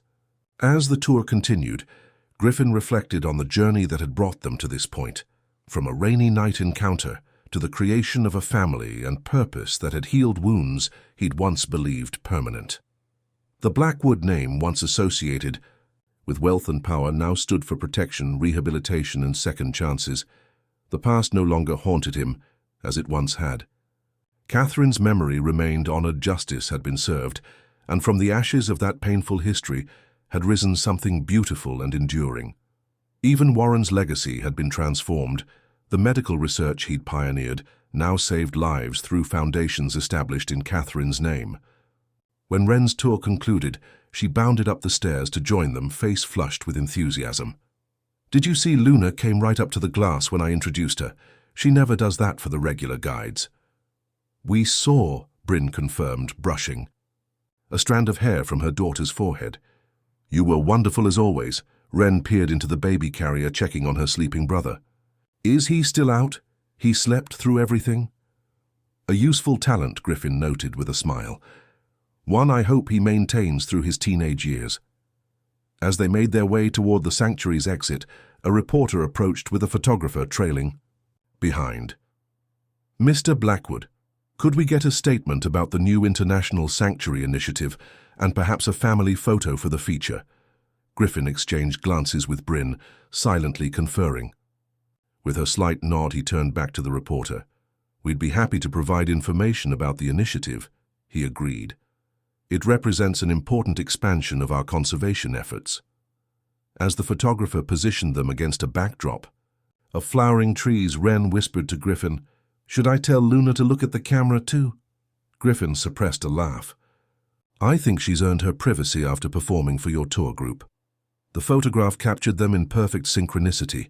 Griffin, with his arm around Bryn, who held baby Ethan, Wren kneeling beside Max, one hand resting on the elderly dog's head and visible in the habitat behind them, Luna lounging regally in her sanctuary, a study in serene contentment. Later that evening, as Griffin tucked an exhausted Wren into bed, she caught his hand before he could turn off the bedside lamp. "Dad?" The word still filled him with quiet joy even years after the adoption. "Yes, little bird. Remember when we first met, when you pretended to be Professor Reed?" Griffin smiled at the memory. "I do. Not my finest moment in retrospect." "I knew it was you," Wren confided sleepily. "Not right away, but soon. I could feel that you were the same person from my drawings." "I suspected as much," Griffin admitted. "You always saw more clearly than most." Wren's eyes drifted closed, but her fingers remained wrapped around his. "I'm glad you found us in the rain," she murmured. "It was like the universe knew we all needed each other." "Perhaps it did," Griffin replied softly, bending to kiss her forehead. "Sleep well, my wise one." In the master bedroom, he found Bryn already in bed, reading glasses perched on her nose as she reviewed research papers. Ethan slept soundly in his bassinet nearby, one tiny hand curled around a plush tiger toy. "Everyone settled?" she asked, setting aside her work. "Mm-hmm," though Wren was philosophizing about fate and the universe bringing us together. Bryn smiled, removing her glasses. She's not wrong. The statistical probability of all the factors that led to our meeting is astronomically small. Are you suggesting divine intervention, Dr. Harlow Blackwood? That doesn't sound very scientific. I'm suggesting, she replied, reaching for him, that sometimes the most important truths exist beyond scientific explanation. Sometimes we simply have to accept the gift without fully understanding it. As Griffin settled beside her, gathering her in his arms with practiced tenderness, he recognized the profound wisdom in her words. Their journey together, from that rainy night to this peaceful moment, had repeatedly defied rational explanation. Wren's inexplicable knowledge, the seemingly fated intersection of their lives, the healing that had transformed not just themselves, but countless others through their work, all of it pointed to something greater than coincidence. "I love you," he whispered against her hair, "beyond reason, beyond explanation." "I love you too," she murmured in return, "beyond all boundaries." Outside their window, stars punctuated the darkness, their ancient light traveling across unimaginable distances to illuminate the night. Within the sanctuary's protected grounds, Luna roamed her territory beneath the same sky, her white coat ghostly in the moonlight. And throughout the expanded countryside home, the peaceful breathing of a family united by both choice and destiny created its own gentle rhythm. The shadows that had once defined Griffin Blackwood's existence had been transformed, not erased. For shadows are simply evidence of light's presence, but integrated into a life now defined by purpose, connection, and profound love. As sleep claimed them, the final truth revealed itself with perfect clarity. Sometimes one must pass through the deepest darkness to truly value the light of dawn, and happy endings are indeed possible when one has the courage to see beyond appearances, to recognize the family waiting to be found, the purpose waiting to be embraced, and the love waiting to heal even the most profound wounds.